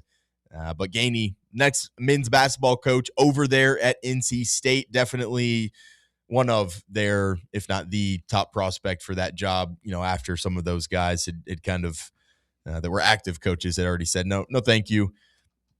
Player there from, you know, 1996 to 2000. So a guy that clearly has ties to the program. I think I'm pretty sure it was Rick Barnes saying you're not going to find anyone that loves NC State more than Justin Gainey. So congrats to him. Obviously, he has been well-deserved for a head coaching spot for a while now, and a guy that has really done a great job with this Tennessee roster and just being one of those guys behind the scenes that, defensive scouting, whatever it might be, finding new players, poaching guys out of the portal and really just roster evaluations, all those kind of things. Justin Gainey has been a huge, huge element of this Tennessee basketball team over the last couple years. And throughout his entire time here really with Tennessee and over those last few years being just kind of Rick's right-hand man. Happy for him to go get an opportunity there. But, yeah, now it's, yet another domino kind of falling for this Tennessee team. You're going to be replacing a lot of players on the court. Now you're going to be, replacing one of your top assistants in Justin Gainey. Yeah, I mean, just kind of looking through his coaching record, I didn't realize he was on staff at NC State after he was a player from 06 to 09. He coached at Santa Clara with Herb Sendek, coached at Sean Miller, Marquette, and before joining Barnes in 2021. Feels like he's been here a lot longer, honestly. But, I know it's a sensitive subject with Josh Elander, but, Josh Elander gets a lot of credit, for being Tony Vitello's right-hand man, just like Gainey gets a lot of credit for a lot of the players, a lot of stuff he draws up, the scouting, the day in and day out stuff that he did for Coach Barnes. And, it's a well-deserved opportunity for him. And, it's a good time to go ahead and to jump ship. And I think NC State's a quality starting spot, not a tough conference. I think, like you said, with the portal and stuff, it makes it easier to transition to new jobs and things like that. And, with our roster, does, a possibility, depending on what Barnes wants to do, does a couple of these guys follow him? Boswell was heavily recruited by him, Maury Evans, players like that. So, if there's not a spot there, I'm sure Gainey would want somebody that would help him transition and instill a culture that he learned from Barnes here at NC State as well. So happy for him, and stuff like that. He was asked about it yesterday, and he was given his full attention to this team, and he would talk about NC State later. So yeah, I'm ecstatic for Coach Gainey and wish him nothing but the best. And I think, I have no reason to believe he won't be at least successful over there. At least I hope so. Bubba, snap reactions to Justin Gainey making it official over there with NC State. Good for him. Hopefully this doesn't affect scouting. As we know, him and Mr. Polinsky. I guess he took over that Kim English role, who took over that Rod Clark role. So good for him to get a job. Hopefully it works out better than other assistants. I'll be curious to see if or who he tries to take with him. Yeah, no, I think that is the main thing. Outside of just losing a valuable assistant on your coach, it then I think ties into kind of that roster construction that we're talking about, and is paying a guy like a Bishop Boswell, who's probably going to command at least starter level money over there at NC State and probably a little bit more to kind of lure him over there. Mm-hmm. Is that a guy that you say, no, I want to keep you here? Or do you say, you know what, hey, happy trails, appreciate all the things that you've done here at Tennessee. You can go ahead and follow Coach Gainey to NC State, and I'm sure you'll have a starting role over there. Or do you kind of say, hey, man, I don't know if we can promise you a job as that starting shooting guard next year. Maybe you're going to have to be a guy that turns into our 6th or 7th man or something like that. But are you willing to maybe take a little bit of a pay cut to hopefully be on a better team than NC State is year one? I'm going to assume that Tennessee's going to be better than them in that category. But I do think this, we saw it. We almost kind of saw it last year with Rod Clark going to Indiana. It felt like he was pretty close to convincing some of those guys to go over there. And now you're going to kind of be having some coaches pull your players in different directions. Bubba? I think he wants you to look at your phone, maybe. It looks like John Reed might have some free time trying to figure out how to let's get John in here. Let's get John in here. He's got 15 minutes or so. Is he going to video? Yeah, or? he's going to go video. Okay. When that time comes, I'll let you know. Okay, yeah. I mean, it's, I don't know how that works, like as far as Gainey just taking players with him, obviously. Was Gainey a primary recruiter for Henderson? I mean, you could probably. I'm sure there's a way to find out who the primary recruiter for these guys were. Like, was he the main guy, or was Amara Morgan more the guy for Nate Ament? But I don't think Nate Ament's been a guy you've been trying to get for probably multiple years. So I'd imagine Gainey was kind of involved more so with him and Henderson. I mean, he's the right hand man. So I mean, I would imagine. I don't know who the head recruiting guy is for the Vols. Does that show you that stuff on basketball? I know it does for football. Yeah, I know it does for football. I just. You just think about who's on the staff right now and who's been there long enough to recruit a lot of these guys, and things like that. But, yeah, I mean, me and Bubba were talking about it. People are quick to jump. Oh, well, can English just come back and be on Barnes' staff? Or, the staff was large. It seemed like there was 9 assistant coaches on that. Does he just, bump somebody up? Does Amar Morgan just come in and be like that head recruiting guy, young guy, run? Gainey, I think was offensive guy. So, does he just step in and be Barnes' kind of right-hand man or, and let GP and then I can't think of the older gentleman that came in this season. Steve McLean. Steve McLean, yes. Slick Steve. Baloney guy. So, is it just that simple, and he doesn't go outside and bring in another voice or something like that. So, I don't know. So fresh, but, it's just, and Barnes was highly appreciative of Gainey and, you got to hire this guy, just as Barnes would know. He wants his guys to go off and not stay under his umbrella their whole career. I mean, Barnes went as far as to say that this might be a guy that Tennessee should go hire, and I don't necessarily agree with that. But I think for him to just kind of say something like that in general is something that should definitely show kind of the level of trust that Rick Barnes has in somebody like this. So good for Gainey. Okay, sounds like we've got John on the line. John live from the airport of Chicago after he had a will the boys to victory. John, how's the Delta Line treating you? I've got about 20 years of heartbreak. I got to get even on with these sausage patties and free Cokes and donut bites. Bad day to be a donut bite in Chicago. Well, John, give us, I guess, just top line thoughts on the game, the season, kind of where you want to go from here. Overall thoughts on just kind of the weekend up there in Chicago. I love these trips, and you've gotten rewarded, the last 3 years by winning the first game. And I got to say, in all the sports traveling I do, the day in between a Sweet 16 win, when you have hope, that Elite Eight game to me is so fun. And then, the pregame celebration, when you kind of see the multiple generations of Tennessee fans, get together, you'll have 60, 70-year-old men, waiting to see something for the first time.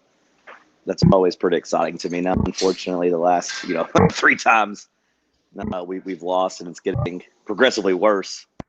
You go from a close loss against Purdue to a blowout against Houston to a mega blowout yesterday against Michigan. It gets really tough, but ultimately the season, obviously the regular season wasn't very good, or at least good enough, up to our standard, I should say. But this tournament run has been fun, and getting dominated by your really good Michigan team doesn't take away the last couple weeks for me. I still had a good tournament run. It was still nice to see.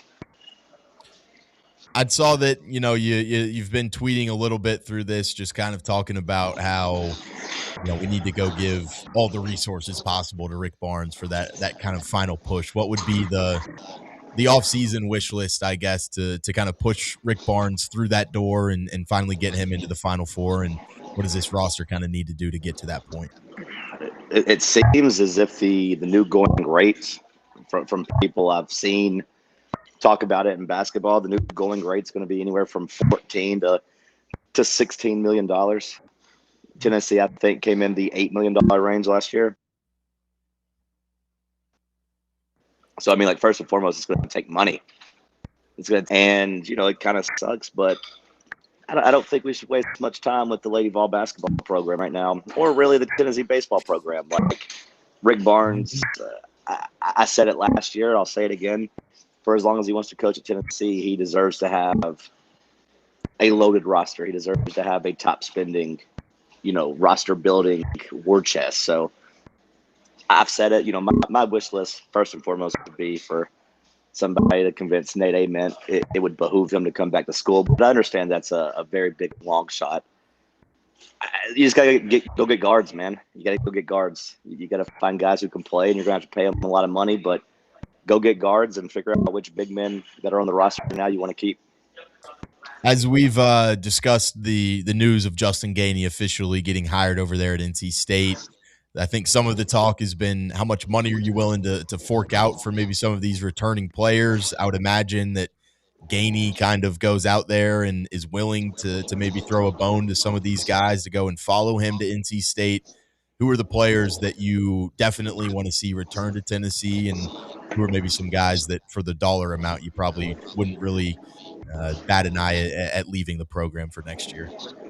This might sound harsh, Sam, and maybe it's just still kind of being in the haze of Chicago, but I like this team, but I don't think there's anybody on the team that's going to be left over that's irreplaceable. And that's not me saying I don't want to keep them. Like my wish list, the first two that come to mind are Dwayne Brown and Amari Evans. I'd like to keep both of those guys, but I don't think they're irreplaceable. I think it all comes down to you have to find the right balance between going out and paying people, but also protecting your culture, because you don't want to mess up like Kentucky did. So like you do need some hangovers, and everyone I talk to at Tennessee says Cade Phillips is one of those guys that will stick around and that he's important in that locker room. So I'll throw him on that list as well. But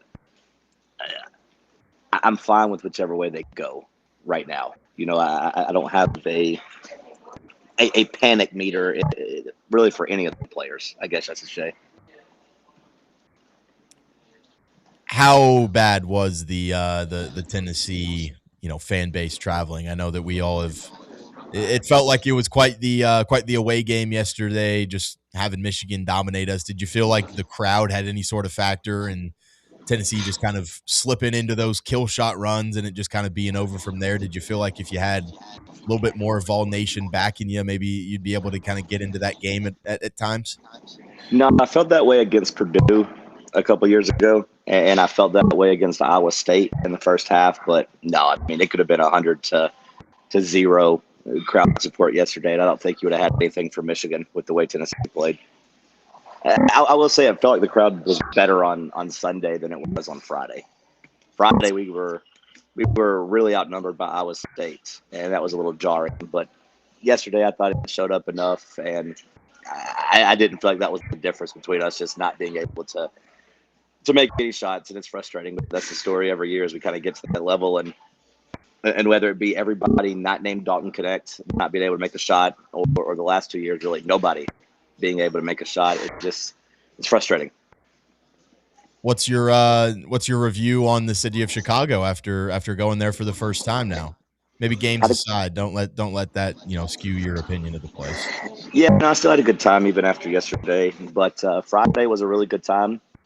Went clubbing, went dancing, went celebrating on Friday night. Nice. Saturday went to about 3.5 innings of the Cubs game. Okay. Tiny seats. Yeah. Tiny seats. Absolutely tiny seats. And I'm a husky fella for sure, but I don't consider myself to be like a mountain of a man or obese or anything. But I had no wiggle room in those seats. It was very uncomfortable. So I left after like 3.5 innings. That was fun. Did you guys go in the outfield, or were you like down there closer to the field? I was left field, about halfway through like the foul pole or the foul line, excuse me. So like down the left field line. Ate a really good steak. Went to a really nice steakhouse. That was cool. I give Chicago like 8.5 out of 10. I liked it a lot. I'd like to come back when it was a little warmer. Yeah, how cold was it? Chilly, especially like when you're trying to like only like pack one bag. You know what I mean? Like if you can't really fit coats in there, so you got to kind of rely on hoodies and know that that's good enough. So it's pretty cold. Everyone that I know from Chicago just grills me on layering. So yeah, that's a tough time to try and layer into one bag. Yeah, it was tough that way, but no, it was a good time and no regrets. Glad I came. Sorry I didn't make it back in time for the show today, but what are you gonna do? What are you gonna do? What are you gonna do? Hey, John, what's the number one need for this Tennessee basketball team? Is it, you lose Okpara, you lose Gillespie. Is it more important to have that rim protection, or do you need that You need floor money. leader like Gillespie? Money is the biggest need. But no, I mean, Brett, on the court, like, I do think you're going to really miss Okpara, but also, like, you got to have a point guard too. So they're 1A, 1B. Whichever way you want to rank them is fine with me. You desperately need a quality point guard. So, with the fact that you have more depth still in the team for now in the post, Brett, I'll say that to me, point guard is definitely the bigger need right now. All right, John. Appreciate you, zooming in for a little bit. We'll let you get on your way. Hopefully, you have a good flight. Did you have any problems with TSA? I guess on the way out. No, not at all. If I'd have known it would have been that easy, I could have made the flight yesterday, but I didn't want to risk it. But pre-check helped. But I was through the line in about 8 minutes or so. Not bad at all. I'm in the lounge right now. I feel like I'm being way too loud, so I got to go. See you, boys. All right, we'll see you, John. We'll see you tomorrow. See ya. That is John Reed zooming in from coming in live from the Delta Lounge there in Chicago. We'll hit a break. Appreciate John zooming in there for a little bit. Give us a little post-mortem on the Tennessee season. You could just hear the defeat in his voice there. I know he was trying to be quiet for the airport lounge, but I could just tell that he had all those losses weighing him down there this morning. It's a tough feeling. But we'll hit a break. When we come back, we will hit that conversation that we tabled for a little bit with the Justin Gainey news. We'll dive right back in. Do you want to go all in on football and basketball, or do you still think you can kind of make this work by evening it out across some other different sports? Stick with us. More Talk Sports on the other end. You're listening to Fan Run Radio. Can't get enough Fan Run Radio? Download the free Fan Run app and take the best Tennessee sports conversations with you wherever you go.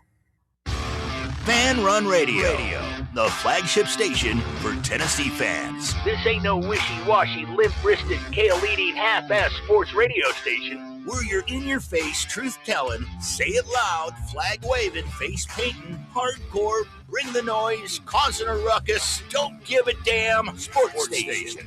Sports talk that doesn't just hang up and listen. For the fans.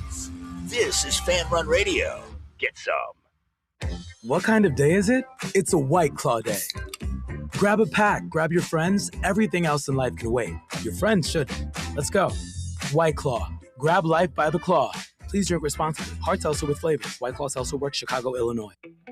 Welcome to Axle Logistics, where excellence isn't just a goal, it's an energy. As a leading third-party logistics company, Axle is powered by an award-winning culture built on a work hard, play hard mentality. Here, the drive for success is contagious and hard work never goes unnoticed. Whether you're just starting out or looking to level up, Axle Logistics is the place to launch your career. Join us and take your ambition to the stars. To learn more, visit axlelogistics.com. What's up, Fan Run Nation? This is Evan Rogers with ECR Total Landscapes. I'm happy to announce that our free stump grinding promotion for Fan Run Radio listeners is now extended to March 31st, 2026. If you've got trees in your yard that need to come down before they fall on your home, don't risk it. Call ECR Total Landscapes and mention you heard our ad on Fan Run Radio, and we'll get rid of that problem tree for you and grind those stumps for free. Call us at 865-384-2012 or check us out online at ecrtotallandscapes.com.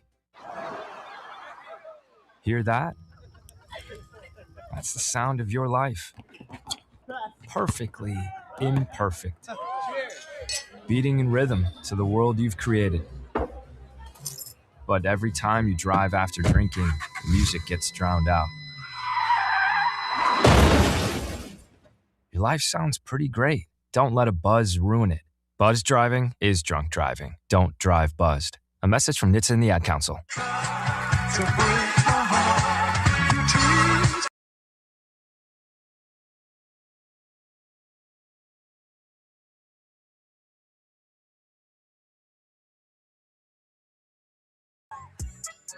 Wrapping up hour number 2 here, Talk Sports live on a Monday morning here in the White Claw Hard Seltzer Studios, and we will dive into it here, talking about if Tennessee needs to just go and take their medicine and say, let's put all our resources to football and basketball and try and win as many games as we can? Or, hey, do you kind of do what you've been doing over the last few years and say, I know that the Everything School moniker has become a pretty tired bit so far, but I do think that if you just don't use that kind of phrase, I do think there are a decent amount of fans that kind of enjoy the at least year-round relevancy. Maybe you're not a championship level team everywhere, but being able to watch a competitive football team in the fall, being able to transition that into basketball in the wintertime. You get spring rolling around, you get a pretty decent baseball and softball team, and you're able to kind of just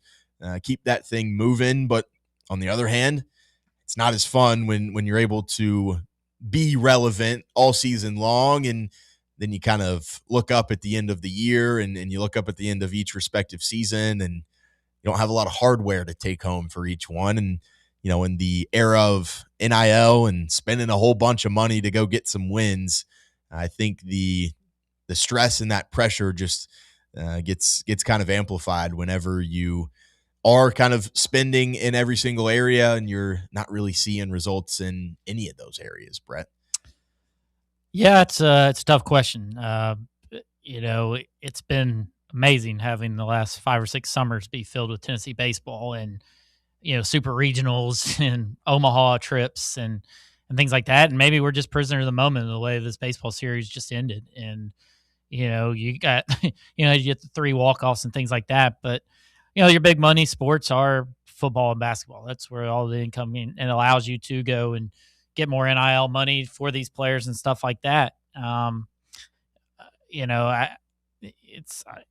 love all sports, and it's been, like I said, it's nice, but there's no guarantee that you spend money in those sports and you're going to go and win. You have to buy the right players and things like that. And, I've said it all along, like the money was there to go buy a quarterback this offseason in football, and you didn't do it, and things like that. Now you spent money on a quarterback, but you just did it at the freshman level, and those aren't the ones where you win football games. But, as we sit here today, like, I'm just not sure. I don't know. Like, I do, I love college baseball, and I want them to be good. I don't want it to go back the way it was when I was growing up and things like that. So it's a really tough call,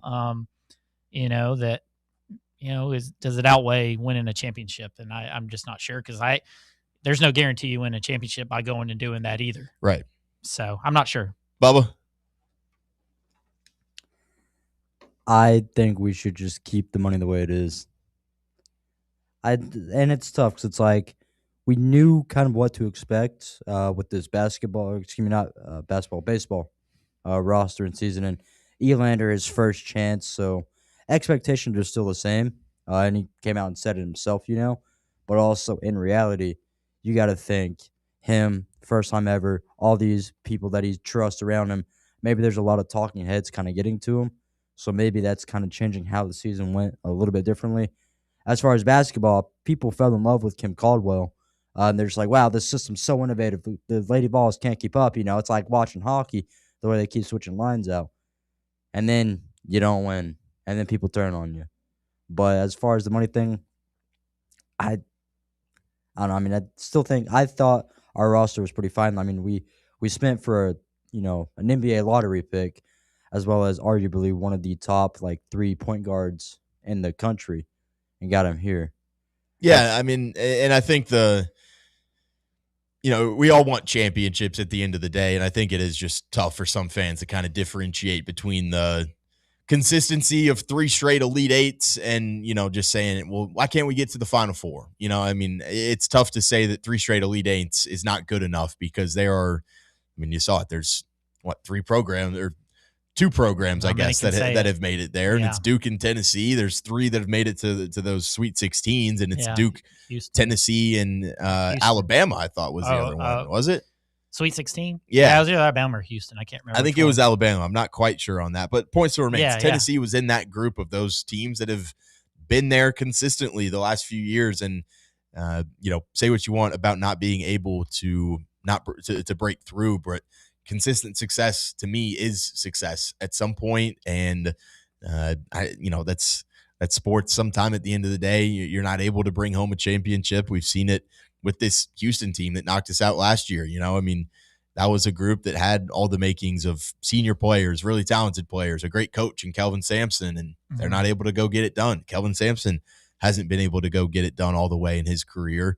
I just think those are some of the tough things that you wrestle with as fans. And kind of like Bubba said, that you went out and you paid a lottery pick in the NBA. You paid one of, if not, the top point guards in the portal. And, unfortunately for you, that NBA lottery pick was kind of having to play injured for 60-70% of the season, basically. And just kind of caught up to you, and you didn't have some guys as supplementary pieces that kind of did enough. So I do kind of side with you, Bubba, in the sense of, and Brett, I feel like I kind of side with you, but you're a little undecided here of just, it does feel like we've got the right process. The results maybe aren't yielding it, but I just think it kind of is some overboiling frustration from the fan We're not even base. 2 years removed from a national championship in baseball. Right. And like people are just, and like I said, it's just, I wanted Elander as much as anybody. And is that the ultimate mistake we've made? Like you thought baseball would be different. You saw the roster come back, and like, maybe it was more so losing to Frank Anderson or somebody like that more so than, but like, I don't know. It's tough to throw baseball out like that so quickly and so easily. But I mean, like I said, I don't know. And I think the money's there. It's just how we're dispensing it, and things like that. And what's Danny ultimately going to do? Does Danny like everything being, near the same level, and things like that? But I don't know, man. It's tough. It's a tough call for sure. I think it's, as you mentioned, again, 2 years removed, Not even, calendar yeah. years, for World Series in baseball. That's huge, right? Your coach leaves pretty unexpectedly. New stadium, yeah. New stadium built. What would Tony be doing right now with, having Landon Mack and Evan Blanco and Arvidsson, right? I mean, those guys got to pick it up. But also, for Caldwell's sake, like, I think this next season is a huge determinant for her, right? It's she tough. gets It's it. like, what else can you do, like, when your first season, it's like, okay, you don't really have the people that you want in yet, so you're just trying to go out and find as much talent as possible, not necessarily a match. And obviously, we find out that talent might be talented, but they're not meshing well together. And then we see this situation unfolds. But if she can hold on to, possibly top 2 Lady Vol recruits of all time, Olivia Edwards, in terms of ranking, definitely something to monitor. But like, if next season, which obviously people want to keep thinking next season, if Rick Barnes, is it his last season? Is he? We know he said one more year, but is it just one more final year? Is it, You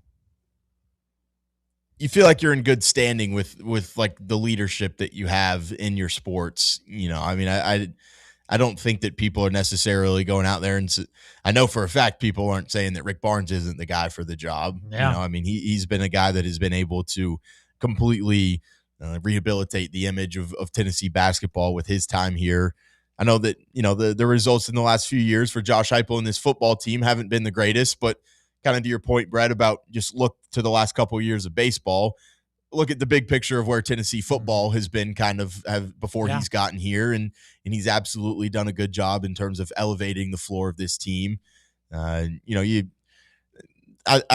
talk about baseball here in hour 3. And obviously this series this weekend definitely, soured some people on the way the season has gone so far. But I would say that it's a little bit too early to kind of just for certain know what you've got in Elander, but he's been a guy that has been a part of bringing this Tennessee program back with Tony Vitello. I know that it's not all Tony doing everything over there. So Elander has had a big part in this Tennessee team really being able to elevate themselves. And then, Karen Weekly, she's done fantastic with softball. You've got the right people that you feel like are in charge there. It feels like at the end of the day, maybe it's resource driven. Maybe it's just getting the right pieces in there. And some of it is luck. But yeah, I think the tough part is that kind of the common denominator maybe isn't there in all sports. And you're just kind of in this era, the only logical option at some point is to say, well, let's just throw more money at the problem and kind of see where we can figure it out from there. And it's tough to go do that without maybe just having Larry Ellison money and Cody Campbell money like Texas Tech and a school like Michigan. I mean, we're certainly not poor. I mean, we went out in the portal and got some of the top end players in the portal, But is that just kind of the difference between, hey, we're I think really we've good always team got and players. I elite? just wonder about that head guy that's leading these guys out on the field more so than the talent being there, and things like that. But I think, like you said, I mean, this is just. It's just you just don't know which way to go because you've seen a very successful baseball program and how quickly people just, all right, let's just focus on two sports. I'm frustrated where the program is and things like that, I don't know. Like it's tough. Like, are we really going to sit here and say Kim deserves another year and people already want Elander fired? I think Elander's got a decent program and the players are competing, unlike Kim Caldwell had her girls competing this year a lot of times. So, baseball is a completely different sport. You put a lineup card out there and hope the guys can go make plays and do things and things like that. But I think I'm sticking the everything out for at least until otherwise. But because I do think we're good financially in football and basketball even with the money being put into baseball and women's basketball. Because I think we are getting. I mean, I would have thought we'd had a Nathan Mint go and beat out the Dukes and play for a guy like that. Right. The money's there. So, yeah. I mean, I think at some point it does kind of, Buck's been saying it a little bit in the chat, just the definition of insanity, doing the same thing over and over again. But I don't know if you're doing the exact same thing. It's felt like you're exiting in the exact same way, but look at the way that Rick has kind of changed the way he constructs a roster and goes and gets these star guys in the portal. You need a little bit of luck in some of these things. Tennessee football, you're trying to throw some money at the problem. You go and overhaul an entire defensive staff to bring in a coach, bring in you bring in an entire new coaching staff defensively. You bring in a new strength staff. Like those are moves that I think, say you've had the same results kind of the same year, but your process is looking a little bit different in terms of those senses. So, but then we're afraid we're going to go like 6-6, 7-5, and like that's not good enough, right? Like you knew a position of need was quarterback. Go, and maybe the money went there, and you tried, but like to miss on a quarterback this offseason it's pretty terrible for my liking. We got Faze on, don't you worry, Brett. Don't you worry. That'll wrap things up for hour number 2. We will have some headlines from Bubba on the other end, and then we'll get to it. We'll talk about Tennessee getting swept by Vanderbilt as the Vandy boys just continue to really just kind of shove Tennessee athletics into the mud a little bit this season so far. Vandy Dandy, if you're in the chat, get the hell out of there. We're about to talk about Vandy. I don't want to see you in there. We'll see you tomorrow or something like that. Get out of here, Vandy Dandy, though. Hour 2 in the books. Hour 3 coming at you. We'll have headlines for you next. You're listening to Talk Sports live right here on Fan Run Radio. Check out our new and improved website at fanrunradio.com. At Knoxville Insurance Group, they understand the challenges many consumers face when searching for insurance coverage. That's why whether it's for you, your family, or your business, they create a coverage plan specifically for your unique needs. Knoxville Insurance Group is an independent firm, which means they aren't beholden to just one insurance company. They search multiple companies acting as your negotiator to find you the best possible policy and price. Start a quote in minutes at KnoxvilleInsuranceGroup.com or call them today at 865-694-9788. Hi, this is Dr. Stephen Malone at Knoxville Smiles. Has it been a while since your last dental visit? If so, I'd like to invite you to come see us. At Knoxville Smiles, it's our vision to provide the best dental care in town in a relaxed, friendly environment. So if it's been a while and you've been putting it off, don't wait any longer. Come see us at Knoxville Smiles. You can schedule an appointment online at knoxvillesmiles.com or by phone at 865-539-1776. You're listening to FM 105.7 and AM 1340, WKGN Knoxville, and W289CU Knoxville, Fan Run Radio. Fan Run Radio, where Big Orange Country comes to talk sports.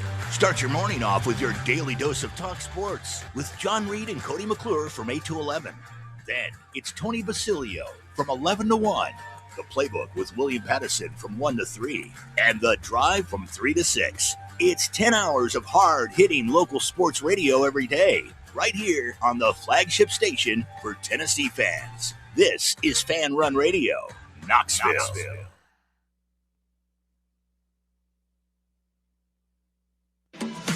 What's up, Fan Run Nation? This is Evan Rogers with ECR Total Landscapes. We're excited to continue our free stump grinding promotion with Fan Run Radio this year through March 31st. If you've got problem trees in your yard, give us a call and we'll come out and cut them down and grind the stumps for free when you mention you heard us right here on Fan Run Radio. Take it from Russ. We'll treat you right at ECR Total Landscapes. That's right, Evan. I had the ECR team out to Stately Smith Manor last year, and they took down a bunch of trees for me and grinded the stumps for free. Now I don't have to worry about those trees falling on my house, and my yard looks much better. Do what I did. Call ECR Total Landscapes. Thanks, Russ. Call us today and we'll come out and give you a free estimate. Our number is 865-384-2012 and our website is ecrtotallandscapes.com.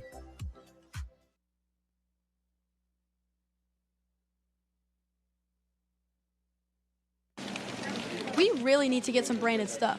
Shirts, hats, promo items, something professional. I mean, we could just find a website and order a bunch of it ourselves. You could, but you're taking a big risk. You don't know the quality, the fit, the timeline. It's a roll of the dice. Yeah, I guess. But isn't that how everyone does it now? Not the ones who actually care about how their brand looks. Look, if we're putting our name on it, it needs to be done right. We need SM Athletics. SM Athletics? Yeah, they specialize in working with businesses like ours. Apparel, hats, promo gear, but real, customized stuff. They actually care if it turns out right.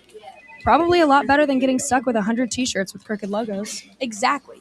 Plus, they'll walk you through everything. Sizing, colors, material, so it matches the image we're trying to build. Makes sense. What's the name again? SM Athletics. Trust me, if you want to look like a real company, not a flea market stand, this is the move. If you're serious about your brand, work with people who are serious about getting it right. SM Athletics. Surfside is made with vodka, real tea, and real juice, and has only 100 calories, 2 grams of sugar, and 0 bubbles. That's right. No bubbles, no troubles. That's why Surfside was named the 2025 Spirit Brand of the Year by MarketWatch. Their variety packs come with options: iced tea, lemonade, or green tea. Find your flavor by trying them all. Surfside, sunshine in a can. Must be 21 or older to enjoy. Party smart.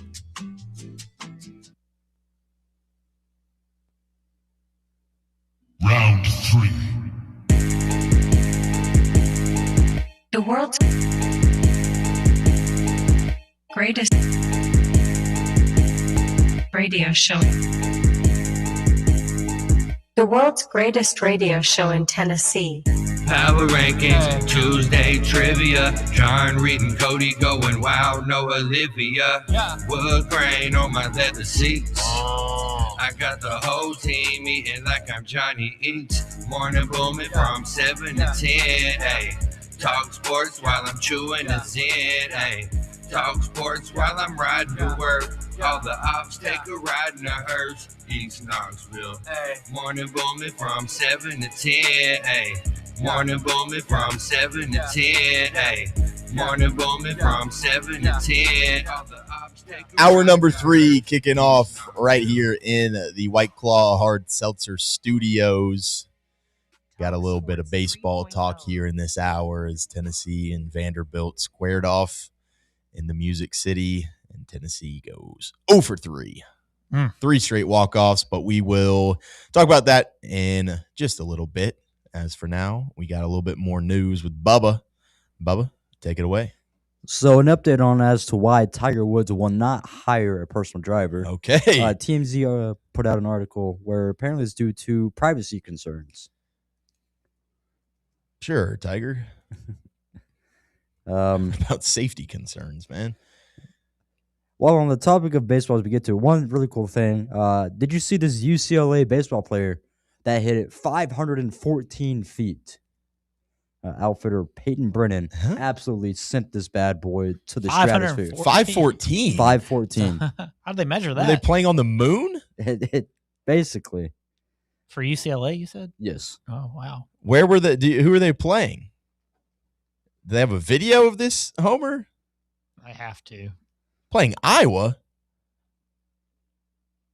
there had to be like 40-mile-an-hour winds out. Yeah, here it is. That ball went off his bat pretty quick. How do they measure it, though? That's the crazy part. There's nothing but trees out there. Oh, well. UCLA's a wagon this year. I remember when we were a wagon? Yeah, that was fun. We will be. Now everybody wants to get off the wagon. So the UFL happened, as we slightly mentioned, but one thing that's interesting is, so for Louisville's setup, for halftime, they allow fans to kind of meander around like the tunnel area, and there was a scuffle that broke out between the Birmingham Stallions players and the Louisville Kings fans. Oh my gosh! Do you know what they charge for this? Bubba, I think we need to go into the tunnel for a UFL game. This is really stupid, I think, for them to do this, but honestly, the UFL probably needs as much money as they can possibly get. Yeah.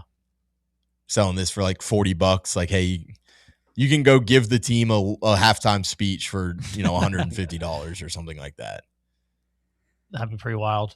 Do they have like VIP experience packages or anything like that, They Bubba? do have VIP tickets, but we were looking at the cheap seats behind the goalposts. They were $14.50. $14.50? Yeah. Pretty tempting, honestly. The history's been made in the NBA. Oh. The first ever father-son assist between LeBron James. How about that? They never had one before yesterday or this weekend. Wow. Brett, as our resident LeBron lover, does this make you feel warm and fuzzy inside? It is pretty cool. Just another record for LeBron in the stat book. That's I would have thought they've already been on the court, and he's already. I could have sworn he threw an oop to him at one point before, but I don't know. I guess I'm wrong, but that's still pretty good. Lakers playing good basketball. LeBron's finding his little role here, and excited to see him. Playoffs are coming up. LeBron's found his role? I think so. I think he's with Austin Reeves and Luka. And is he like the number 3 guy on the Lakers now? I think so. Fair to say. Sad, isn't it? I mean, he's just trying to get a ring. Losing his role to white boy Austin Reeves. Come on. I mean, maybe not to that level, but definitely Luke has been playing unbelievable. Yeah, that's fair. Yeah, Luke he's unreal. So we have sorry. No, this is just about the time that I probably need to start maybe looking at the NBA. I guess we're about into April here now. I mean, how many more regular season games do we have, Brett? Not many. Maybe like 8. I think hockey and them are around the same number of games. This is exactly when I get into NBA. Then we might have the Preds playoff hockey Hell too. Yeah. I know they've lost 3 in a row, but they're still holding on to that last wild card spot right now. And there's nothing better than playoff hockey, and even twice as good when you have your team in there. And even if you got Colorado, but get me in the playoffs. Nashville was a different level, and that was awesome when we were making that run. It's been so long. I really want the Preds to get back into the mix here, Brett. All depends on the marketing. I've lost a little bit of my shine with the Preds. I used to watch every single Preds game, especially I'm locked in. Back when I was living in Nashville and everything like that. Middle school, high school, I was locked in. I was going to a bunch of games. I had friends that had season tickets and everything, but I think the Bally Sports and Nashville just sucking, coinciding together there, that kind of made me lose a lot of my shine on the Preds. But yeah, I've been locked in the back end of this stretch run here. We'll see if gotta get in. Yeah, we just gotta get in. 3 in a row. So. Just gotta get in. Yeah. So we have an update on the NFL Referees Association. Apparently, they are accusing the NFL of spreading false and misleading info, and now the NFL is set to hire replacement refs. There's another, I think, chance for a deal happening around May 1st, but as for right now, it seems like there will be replacement refs for this upcoming season. So maybe expect some tomfoolery. That's crazy. I haven't read enough into this situation to know whose side to take. I find it hard to believe that I am going to side with the referees of the NFL, but we need to get this figured out. I can't be having a D3 ref determine my happiness and my mood for the rest of the week on Sunday afternoons. Yeah. Surely we can get this ironed out in the summer, guys, right? You would hope. But current CBA set to expire on May 31st, it said. Such replacement officials would not be able to step foot on fields before June 1st. Still so got we some we time got to a little figure bit it of out, time yeah. to get this one figured out. Maybe we want replacement refs, though. Yeah. I feel like you have a couple refs that in the NFL, though, that you can always like go back to complaining about, like, oh, this guy, he hates my team. Like, we won't know that. We'll just have random, MAC ref going at it. Who knows, though, Bubba? Maybe it will be better for us. And why do we always get mad at the head ref? Because a lot of times he's not the one throwing the flag. Like, it's his He's just other the one guys. making He's the the call. one making the call. Like, he's like, oh, this guy went to the University of Alabama. He's only out there making he's just reporting back what he was told. He didn't see the play. That is a good point, Brett. And he does get all the blame for, the back judge throwing it on a phantom pass interference, like, I don't know, but I don't know.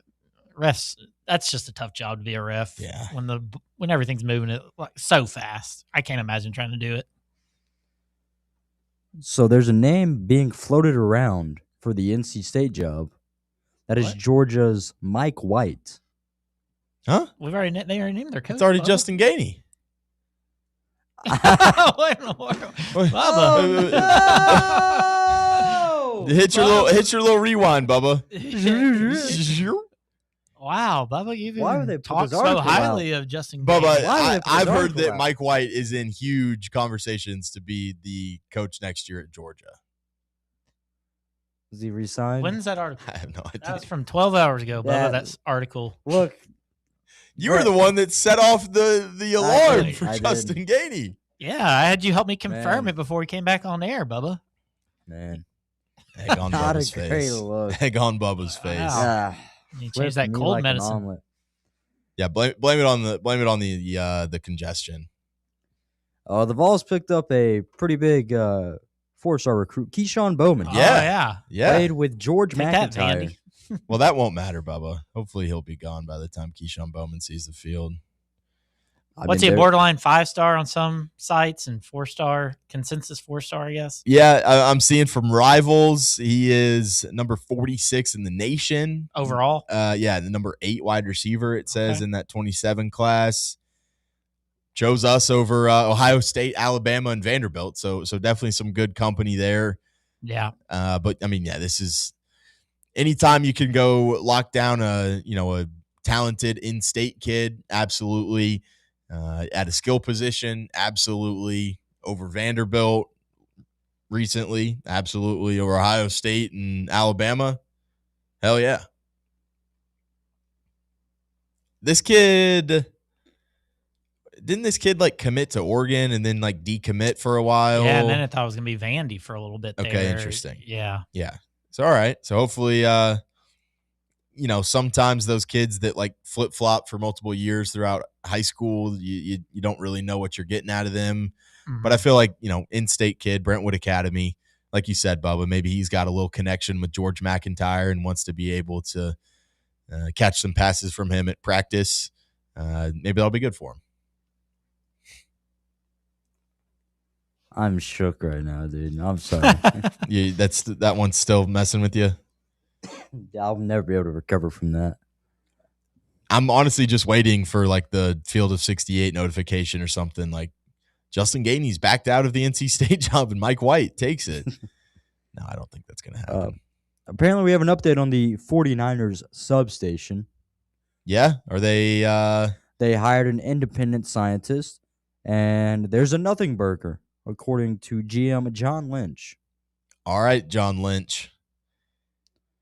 I see what side of the aisle you're taking here. Let's better hope that we don't get any season-ending injuries from the 49ers, because if you go 10 toes down and say that the substation's a nothing burger, that 49ers roster better be pretty damn healthy all year long. That's all I'm saying. Do you guys believe in the substation? I mean, I think you have to at this point. with how many injuries they've had. Are they having them so it just gets in their system and it doesn't? Because I feel like He's lot saying of that it over time, like practicing next to that place makes their tendons and their ligaments weaker.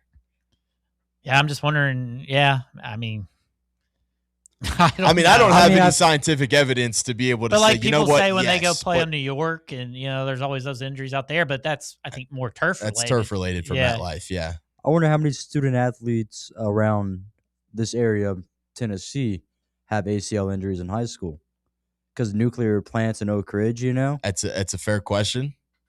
Does like Oak Ridge High School ever have some tough season-ending injuries? T. Higgins ever have any trouble in high school? Not that I know. Just domination. Yeah. Sometimes he gets hurt in the NFL. Maybe it just took him a little while. We should start our own independent research around here, Bubba. We'll go to all the other high schools around town in like a. Bubba didn't remember what he talked about an hour ago, though. Yeah, that's true. Substation talk and he does live in Oak Ridge. Maybe it's affecting his brain. Bubba, are you the person that has been affected by? Yeah, is this really? Is this really music? There's a non-zero chance. What's really in your chest, Bubba? Yeah, it's not that Mucinex and stuff. You've just got radiation. Yeah, radiation. I mean, you're already turning green over here. You just got a little bit of Chernobyl in you right now. That was a disaster, Sam. Sorry about that. We don't. And you're making jokes. On it's it. all right. Sorry. It's all right. Did you want us to act? Oh my God, really, Bubba? Did you want us to? No. To be fair, they having second thoughts. To be fair, we gave you a much better time than John would have given you for that. Like if John was here and you made that mistake, you would have gone scorched earth. Turn his mic off. Yeah, he's done for the rest of the day. I deserve it. No. Here's one thing that's completely confusing me. UFC fighter Joaquin Buckley training next to Bruce Lee's grave. He is maybe just like the substation. He thinks there's some powers next to Bruce Lee or something like that. I hope it works out well for him. Well, as I now search up Joaquin Buckley, Israel Adesanya visited his grave before his fight. So I guess I didn't know Bruce Lee was buried in Seattle, to be honest with you. Is that where he like lived most of his life? No clue. Calling someone, Bubba? It ain't me. No, it's. Did you hear that too? Yeah, or am I going crazy. Okay. You got anything else, Bubba? Or I know you got to save some. Oh yeah, give it to me, Brett.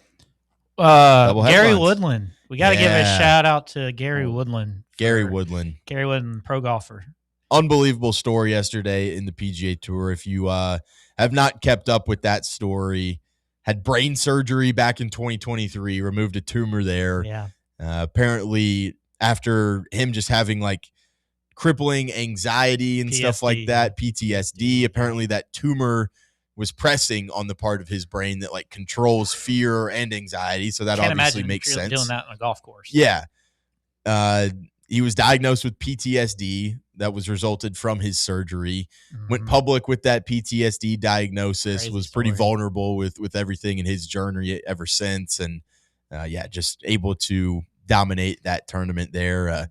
Find him. I believe he was out of the Masters field. He like had to win that tournament to get in. Yeah, you get basically two chances. He could have played this week, but now he can sit out. But rest a little bit. A lot of guys try and get in these last couple weeks leading up to the Masters. Yeah, so Gary Woodland, just an awesome story. Incredible. Pretty much every single guy on tour has just spoken so glowingly of this guy. Just I think he was on the Ryder Cup. I think it was a Ryder Cup captain or assistant captain this past season as well. So, having his back, just knowing that he's a better guy than he is on the course, but a guy that is, we've seen him at his best go win a U.S. Open. Yeah. Like he's been a major winner before. A guy that can, which you have to be like the most mentally strong to win a U.S. Open because you're talking like bogeys galore. Yep. Really fighting the elements, and just to see him go do that was just amazing. Golf has the best stories. They do. Like Anthony Kim we saw earlier. So, but they just so many guys that win that are like lifers. This is. And you kind of got to look a little bit harder for your golf storylines. And if you're not like a typical golf fan, it might not hit the same for you. But you are right, Brad. It does feel like the golf storylines that you get from some of these winners are just really awesome stuff. One of the articles, pretty heartbreaking stuff that I read, where it's like at one point it got so bad for him that he gripped onto like the mattress of his hotel room. Yeah. For like what, 2 hours or something? Didn't he have to like withdraw from a tournament because he literally like couldn't leave his hotel room basically? I think I read something too that like the people that walk behind a group with like the scores, basically they like walked too close to him at some point. He like got scared and just like basically just like shut down in fear. I saw that he'd go into the porta potty in between holes of a tournament and he'd be like crying and all this stuff. Like it was definitely just crippling to his everyday life. And not many also people his survive profession. what he's gone through. No, like it's just reading like after he won is just, it's crazy what he still deals with, like it's not something that's done with, but I hope he goes out there and wins the Masters. I mean, I know he had fans. I mean, he's a well-known golfer, I would say, for the most part. I mean, U.S. Open and things like that. But, yeah, this was an incredible story, almost story of the year. I know that everybody loved it's a little bit different circumstances in terms of, like, stardom and pressure that he's had on him in his life. But, like, everyone loved the Tiger comeback and winning the Masters and everything like that. To me, this is almost just as good when it comes to just Gary Woodland's done everything right in his life. I know that kind of some of the great parts of the Tiger comeback were the ultimate triumph after just kind of being at his lowest in his personal and professional life. And some of that was, because of what he did himself. But I think Gary Woodland, a guy that didn't put any of these circumstances on himself and has just been able to go out there and make the best of his situation no matter what, gets into the winning circle yet again. Definitely good one there, Brett. Good one there.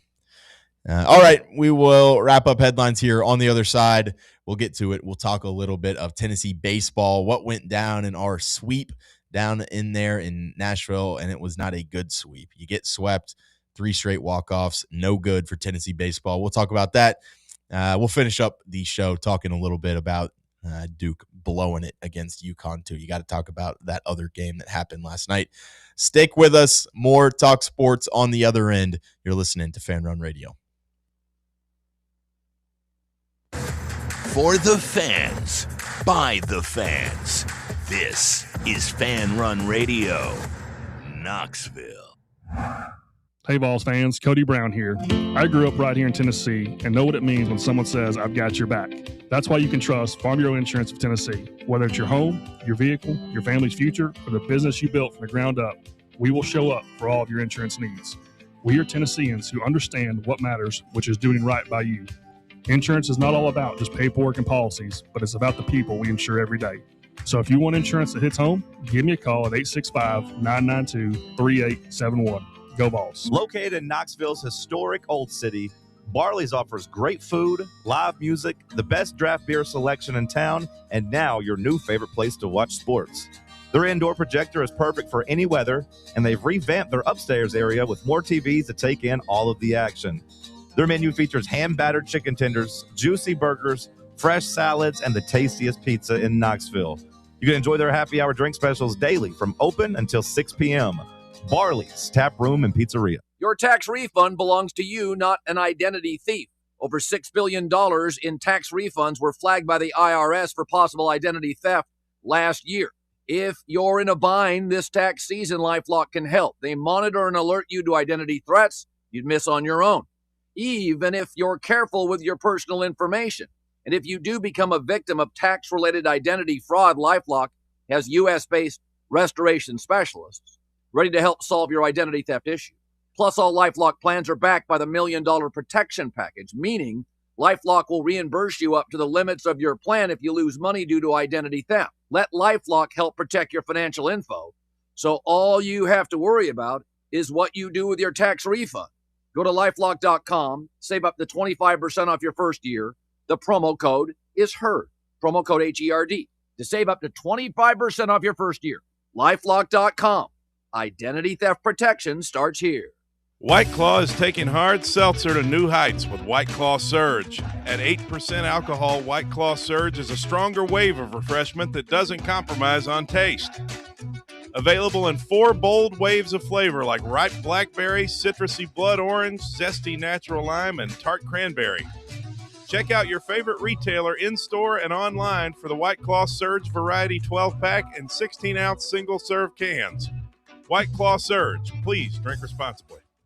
Fan Run Radio, where Big Orange Country comes to talk sports. Start your morning off with your daily dose of talk sports with John Reed and Cody McClure from 8 to 11. Then it's Tony Basilio from 11 to 1. The Playbook with William Pattison from 1 to 3. And The Drive from 3 to 6. It's 10 hours of hard-hitting local sports radio every day, right here on the flagship station for Tennessee fans. This is Fan Run Radio, Knoxville.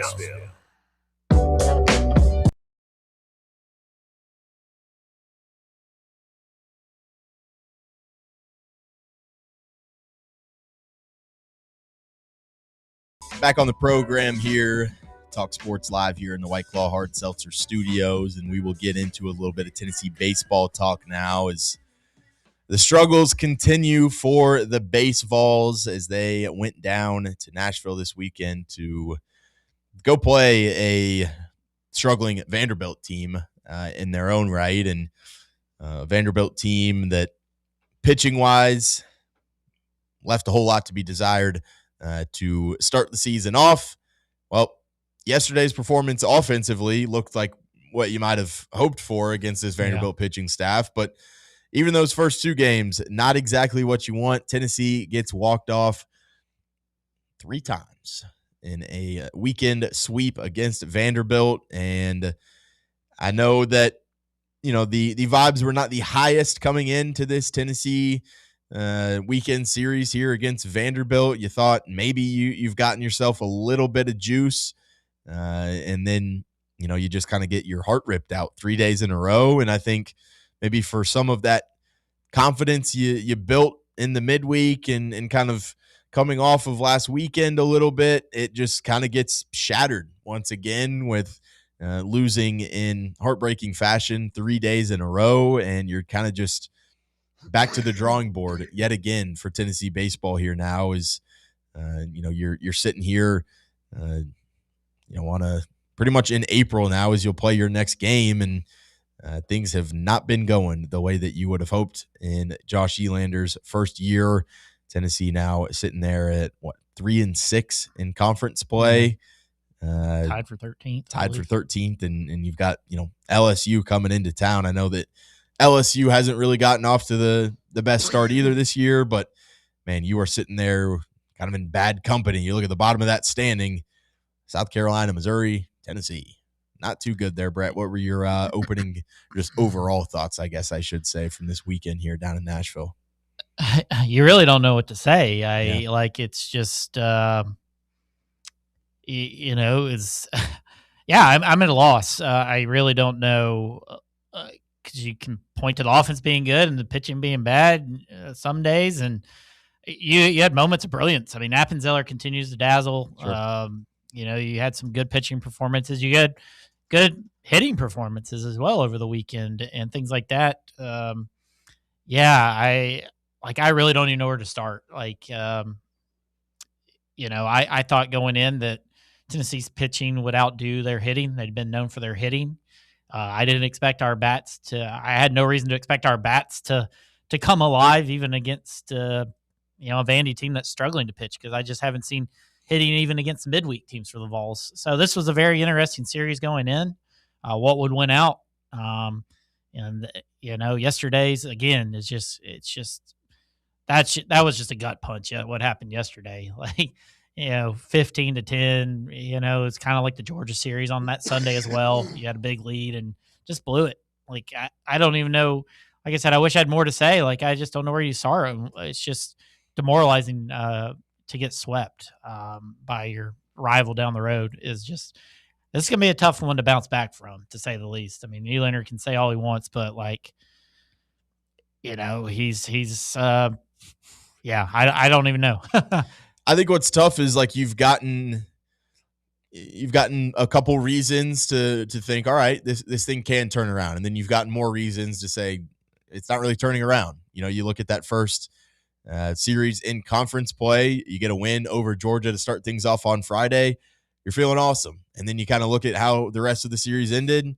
You're going, all right, well, we lost a series on the road against a very talented Georgia team, but we played better than we thought. Let's maybe take this one with a grain of salt. But on the other hand, you're thinking we probably could have swept a top 10 Georgia team on the road, but let's get at it and let's do better next week. All right, well, you lose your first game to Missouri. That's a huge disappointment. You're kind of back down, back down to ground level. What do?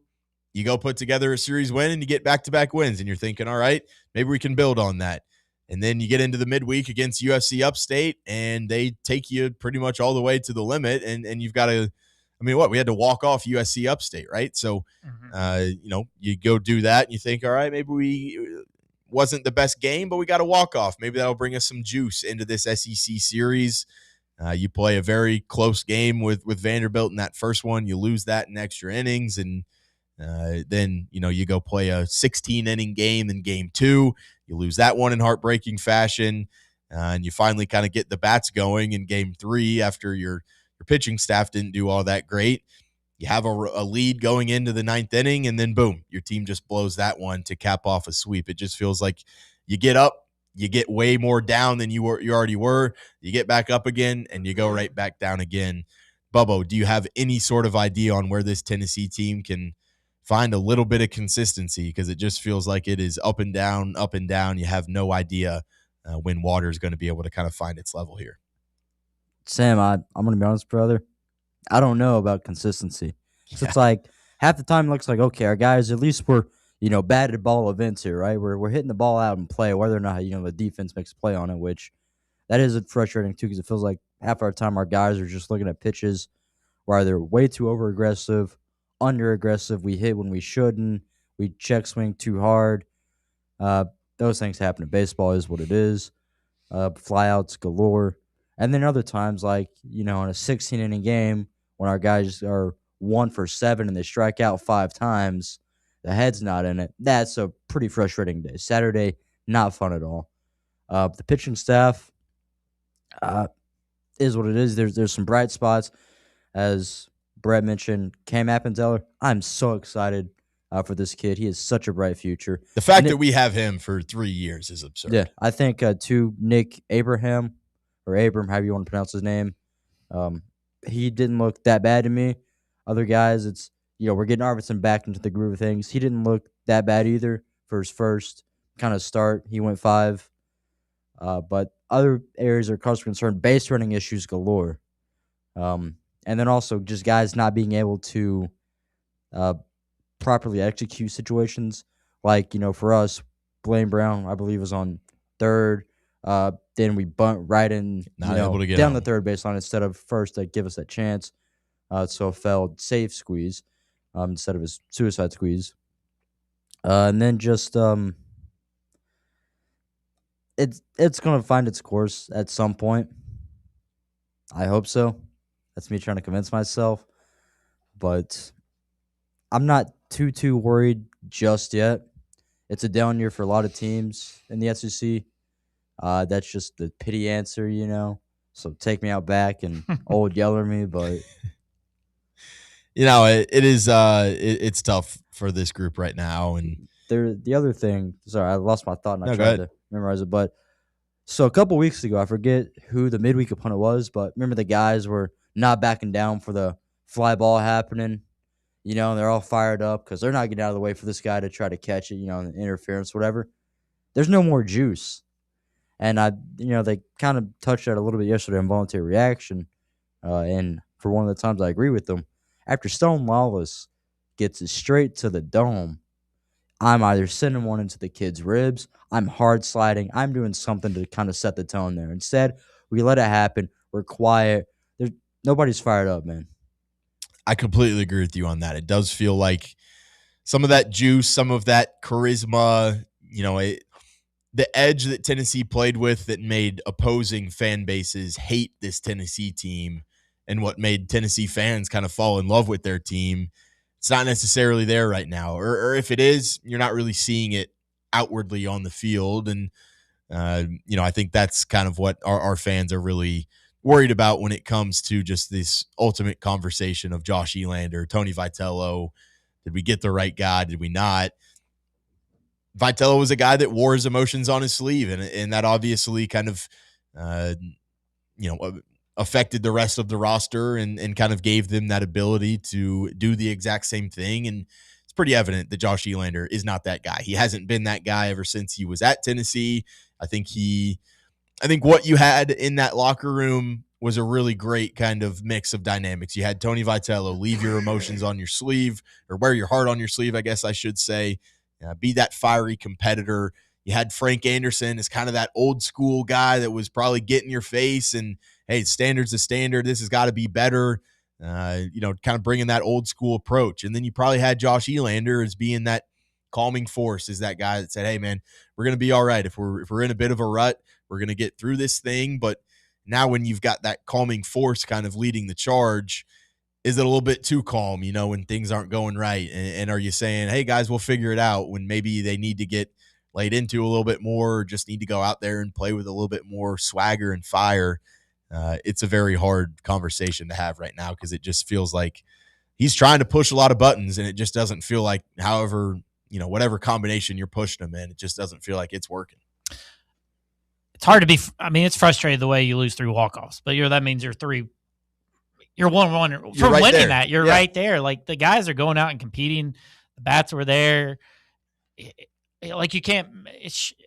I don't know. Like, what would we be saying this morning if we had A&M 3 walk-off wins to go get a sweep? Yeah, exactly. A&M. It wasn't pretty. People want to compare it to. People want to compare it to A&M, and things like that. Last year, they hired the hitting coach, and I didn't feel like they showed up to play baseball last year. A talented team like that, I feel like at least we're showing up and playing. Baseball's a very funny sport, and this can go one of two ways now as a player from Tennessee. Like, are you going to bounce back from it? Are you going to lay down?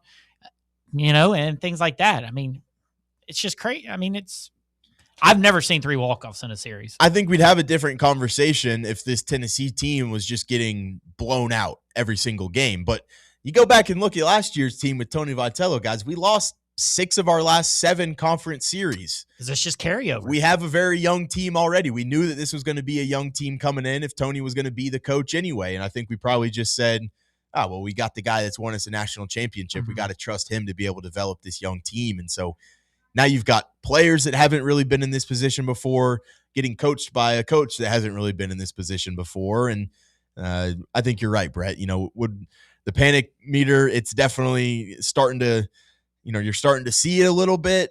But I don't think it's one that you should just give up completely and say that, oh, man, this team doesn't have it. You are right there in these games.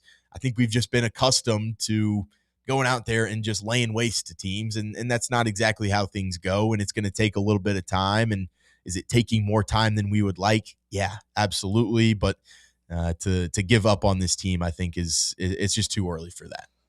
There aren't many Blake Burts. There's only one. There's only one Christian Moore. Like, you put your roster together with really good players, and if they take off, they take off. Like, who's this? Like, I hate the argument like, oh, Tony Vitello would be totally different. Like, you don't know that. Like, you don't know the guy from Coastal. If you went and got him, like some of these guys mentioned, like, everybody in the fan base wanted Elander. I think as much as we want him, we also have to support him and give him the same leeway that people want to give Coach Caldwell. Sure. Those Lady Vols fans and things like that. Like, yeah, it's bad right now, but they're competing. Like, they got Vitello it sucks to lose and first year. And now we're already having conversations about, oh, let's just give all the money to football and baseball. That's how quickly things change in sports. Like, and that probably, I mean, we're in the day and age of social media.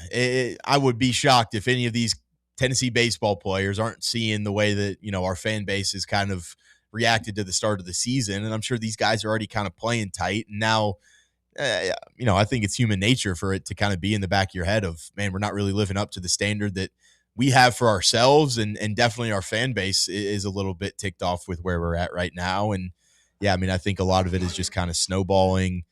I saw Christian Moore tweet today. Someone put out a tweet. It took Josh Elander 44 days to ruin the Vol baseball program. And Christian Moore said, you're actually insane if you think he's ruined the program, ...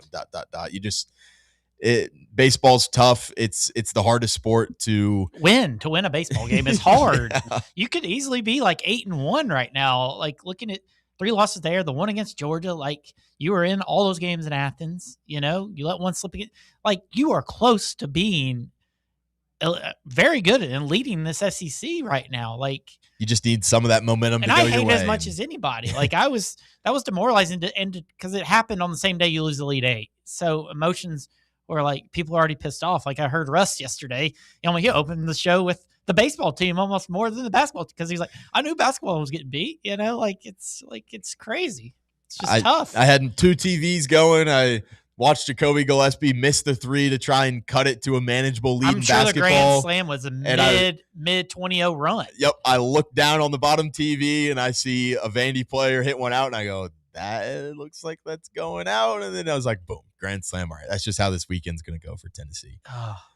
Honestly, for any of our listeners out there, as somebody who has, gone through the fire with Brett and some Tennessee sports takes, for a guy that loves to maybe point out the negatives some points, Brett's telling you to chill out on this baseball team. I think that's how that's what you should probably take from this one. Is it's going to take a little bit of time. If Brett's telling you it's going to be fine, we've got. I'm not telling you it's going to be. I don't know. I don't just don't react just yet. Is what you're saying? Yeah, that's not. I mean, gosh.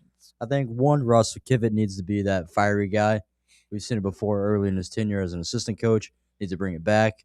2, I think yesterday came down to Manny Marin, and just mentally he was off. He made one error where he kind of held on to it too long, almost stumbled a bit. Guy got safe, and then after that, it's just misplays upon misplays. And then so we needed, I guess, a sports psychiatrist or whatever down there in the program. But to be pretty negative here, Brett and Sam here, schedule only gets worse as we go on here. It does. LSU, Northern Kentucky, and then Mississippi State. I mean, it's SEC. Every weekend's Alabama, Kentucky, Texas. I mean, these are all top 25 teams, which unfortunately we are now out of. Spin zone to your spin zone, though, here, Bubba. Oh, no spin zone. Nope. I'm going to do it. Well, who says, we talk about like the negative momentum that this team has. You go out there, you get a series win over LSU, maybe even a sweep or something like that. Like, I think we've seen so many negative snowballs for this season. If you just get one little positive one, maybe that can just kind of flip the morale of this dugout, and maybe they do kind of get that fire and that juice going again. I think if we can win 2 series coming up between Oklahoma, Texas, Kentucky, and Bama, that's a huge. You got to go 50% in the last 4 series. So too early to give up on the boys just yet, though. That's all we're saying here. I don't know what Elander could have done. I mean, did he may have some bad calls on the base pass? Yes, but I don't feel like he left a guy out there too long. The guys got hit as soon as they got in there. Some of the guys performed really well. I mean, and things like that. I thought Coons, to get benched and then come out, and I thought he pitched pretty well. Yeah. For Arvidsson, gave up 1 run, 6 strikeouts. So I think that was a plus. There are some, I think it was a better sign that the bats kind of got going a little bit on that Sunday, maybe, because I think the pitching is going to come back. I don't think that was a blip. Vanderbilt's a pretty good offensive team, but I don't know. I don't. Baseball is just funnier than basketball and football. I don't know. It's just a day-to-day thing. I don't know. The amount of guys that we do hit is kind of wild. It's been a lot more than we've seen recently. I'm looking at the stats right now. We've hit 34 batters so far this season. You go back to last year, and we hit I just lost it, of course. We hit 52 the entire season last year. We've already hit 34 through 3 SEC series. So I think kind of the overall change from Frank Anderson to old Reynolds over here. I just think there's been a lot of changing of the roster, a lot of changing of the coaching staff. There's just a lot of change around this program, and it's just taken a little bit longer than maybe we expected. But don't give up hope just yet. I mean, going into the weekend, the pitching has been the reason you're even in these games for sure, and it was the first bad weekend, I think, for the most part. Now, there's been individual guys that have kind of struggled. Krenzel, he's been struggling and things like that, but he's been put in difficult positions and things like that. But I I mean, the pitching is why you have a lot of these wins, even in midweek. You know, you haven't been hitting the baseball. Like, you were fourth going in the season ERA, like going into the series. I don't know where you are now, but you're at the second to last in runs scored going into the series as well, down there with South Carolina on the season as far as the bats go. So I don't know. Well, it's a huge week to get ready for LSU, no doubt about it. Absolutely. Absolutely. On the other side, last call for us, we'll just do a little bit of talk on this final Elite Eight game that we had last night as Duke went down in shocking fashion on a buzzer beater to UConn. And then we'll have a little bit of what we missed from Bubba. And then we'll wrap this Monday show up, and we will get you to the Tony Basilio show. Stick with us. Last call on the other side. Big Orange Country's home for sports. This is Fan Run Radio. What's up, Fan Run Nation? This is Evan Rogers with ECR Total Landscapes. We're excited to continue our free stump grinding promotion with Fan Run Radio this year through March 31st. If you've got problem trees in your yard, give us a call and we'll come out and cut them down and grind the stumps for free when you mention you heard us right here on Fan Run Radio. Take it from Russ. We'll treat you right at ECR Total Landscapes. That's right, Evan. I had the ECR team out to Stately Smith Manor last year, and they took down a bunch of trees for me and grinded the stumps for free. Now I don't have to worry about those trees falling on my house, and my yard looks much better. Do what I did. Call ECR Total Landscapes. Thanks, Russ. Call us today and we'll come out and give you a free estimate. Our number is 865-384-2012, and our website is ecrtotallandscapes.com. Located in Knoxville's historic Old City, Barley's offers great food, live music, the best draft beer selection in town, and now your new favorite place to watch sports. Their indoor projector is perfect for any weather, and they've revamped their upstairs area with more TVs to take in all of the action. Their menu features hand-battered chicken tenders, juicy burgers, fresh salads, and the tastiest pizza in Knoxville. You can enjoy their happy hour drink specials daily from open until 6 p.m. Barley's Tap Room and Pizzeria. Hey Knoxville! Surfside iced tea and vodka made with real brewed tea is only 100 calories, 2 grams of sugar with no bubbles and no troubles. That's right, zero carbonation, so it's easy to sip and enjoy. Headed to a game day or party at a friend's house? Bring an iced tea or lemonade variety pack from Surfside, or try their green tea and new raspberry tea vodka. Find the can with the sunset stripes this season. Surfside iced tea and vodka, sold at bars, restaurants, and stores near you. Surfside iced tea and vodka, sunshine in a can. Must be 21 or older. Enjoy responsibly. Hey, Vols fans, Cody Brown here. I grew up right here in Tennessee and know what it means when someone says, I've got your back. That's why you can trust Farm Bureau Insurance of Tennessee. Whether it's your home, your vehicle, your family's future, or the business you built from the ground up, we will show up for all of your insurance needs. We are Tennesseans who understand what matters, which is doing right by you. Insurance is not all about just paperwork and policies, but it's about the people we insure every day. So if you want insurance that hits home, give me a call at 865-992-3871. Go Vols.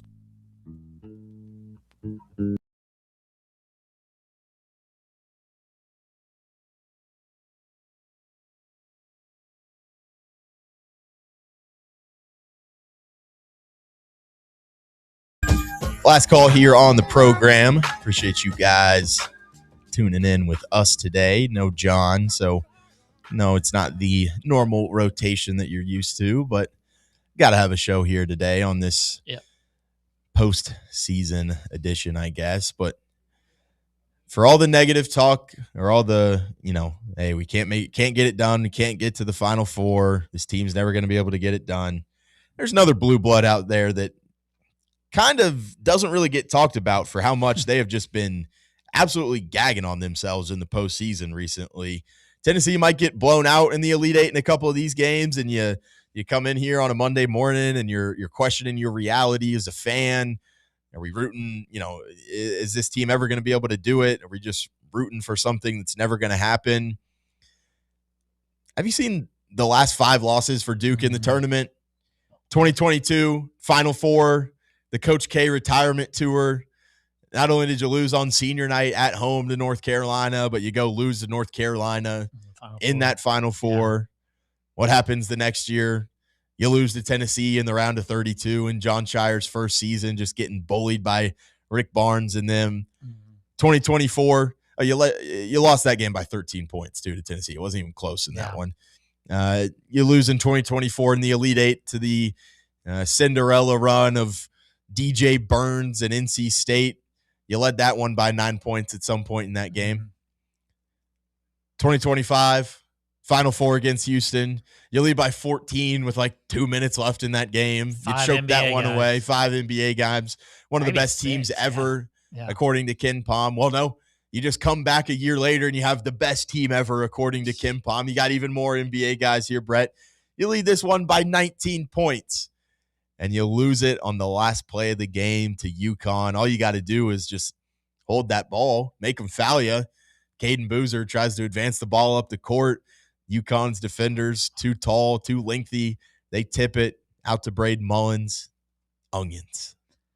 Just wild, man. Wild. Couldn't even believe it.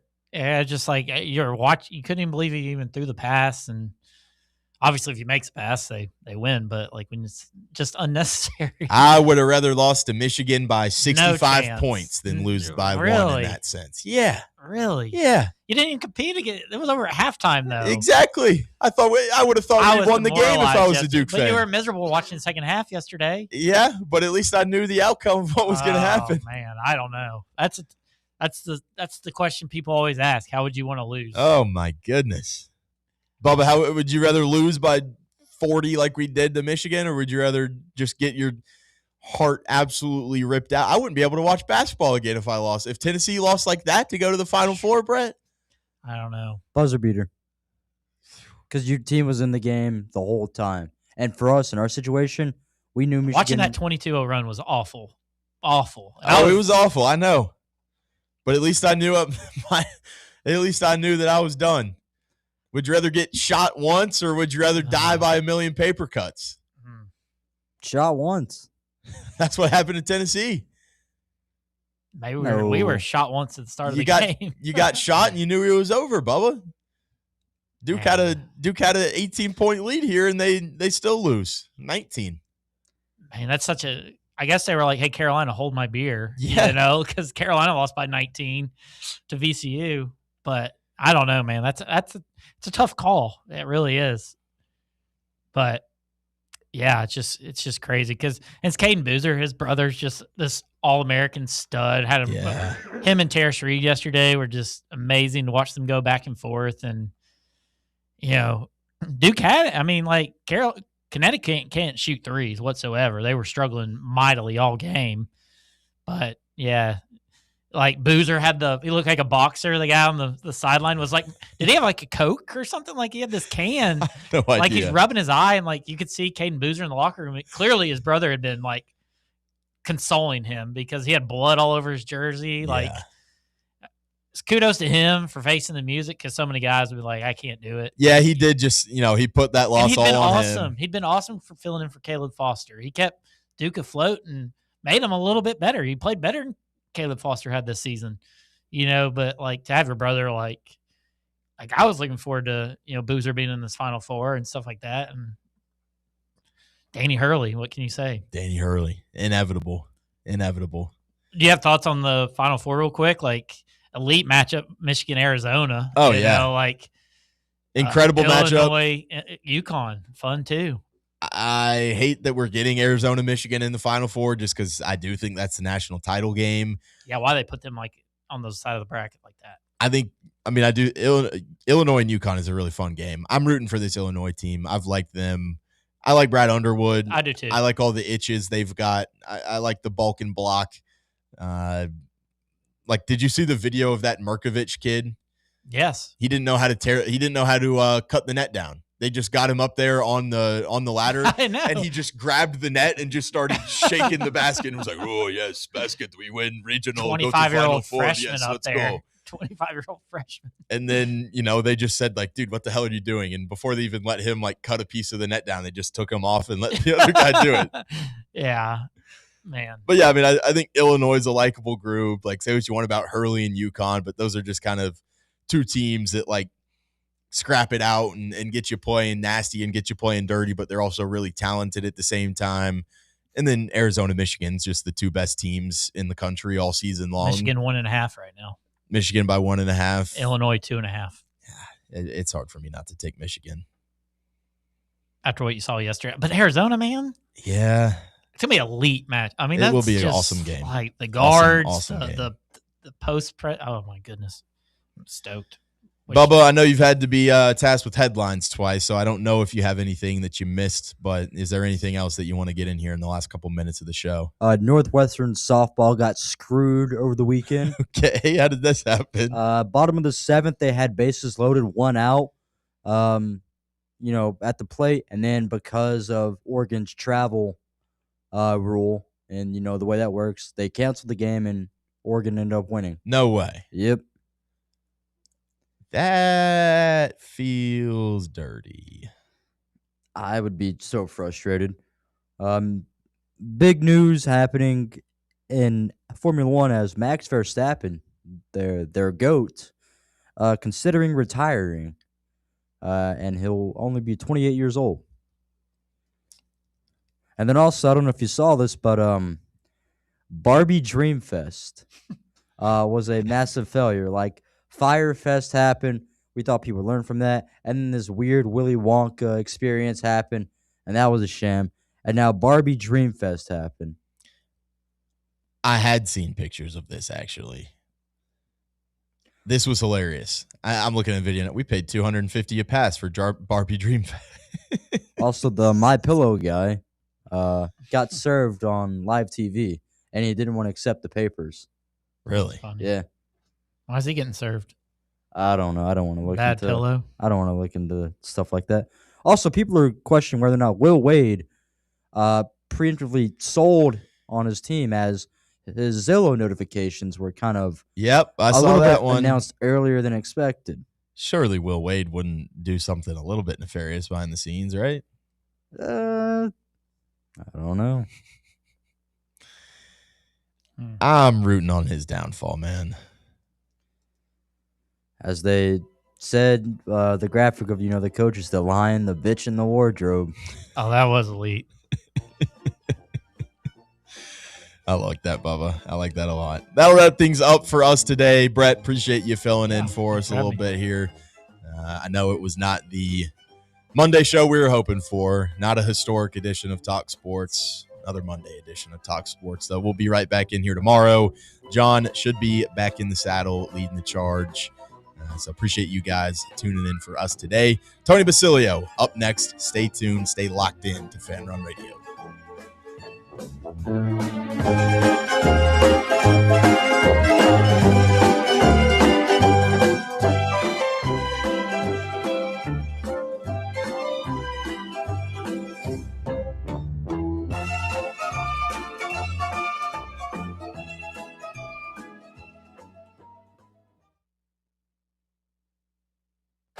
Take Fan Run Radio with you on the all-new Fan Run app. Just search for Fan Run Radio wherever you download your apps. A brand built in Tennessee and born from the love of the game, Inward Half revolutionizes golfing comfort. Crafted by a former pro and dedicated enthusiast just like you, our luxury performance wear guarantees you stay cool and comfortable through every swing and every day. We're not just a brand. We've set out to create a lifestyle for those who understand that impeccable style and premium performance are a hole-in-one. Enjoy the walk-in with Inward Half.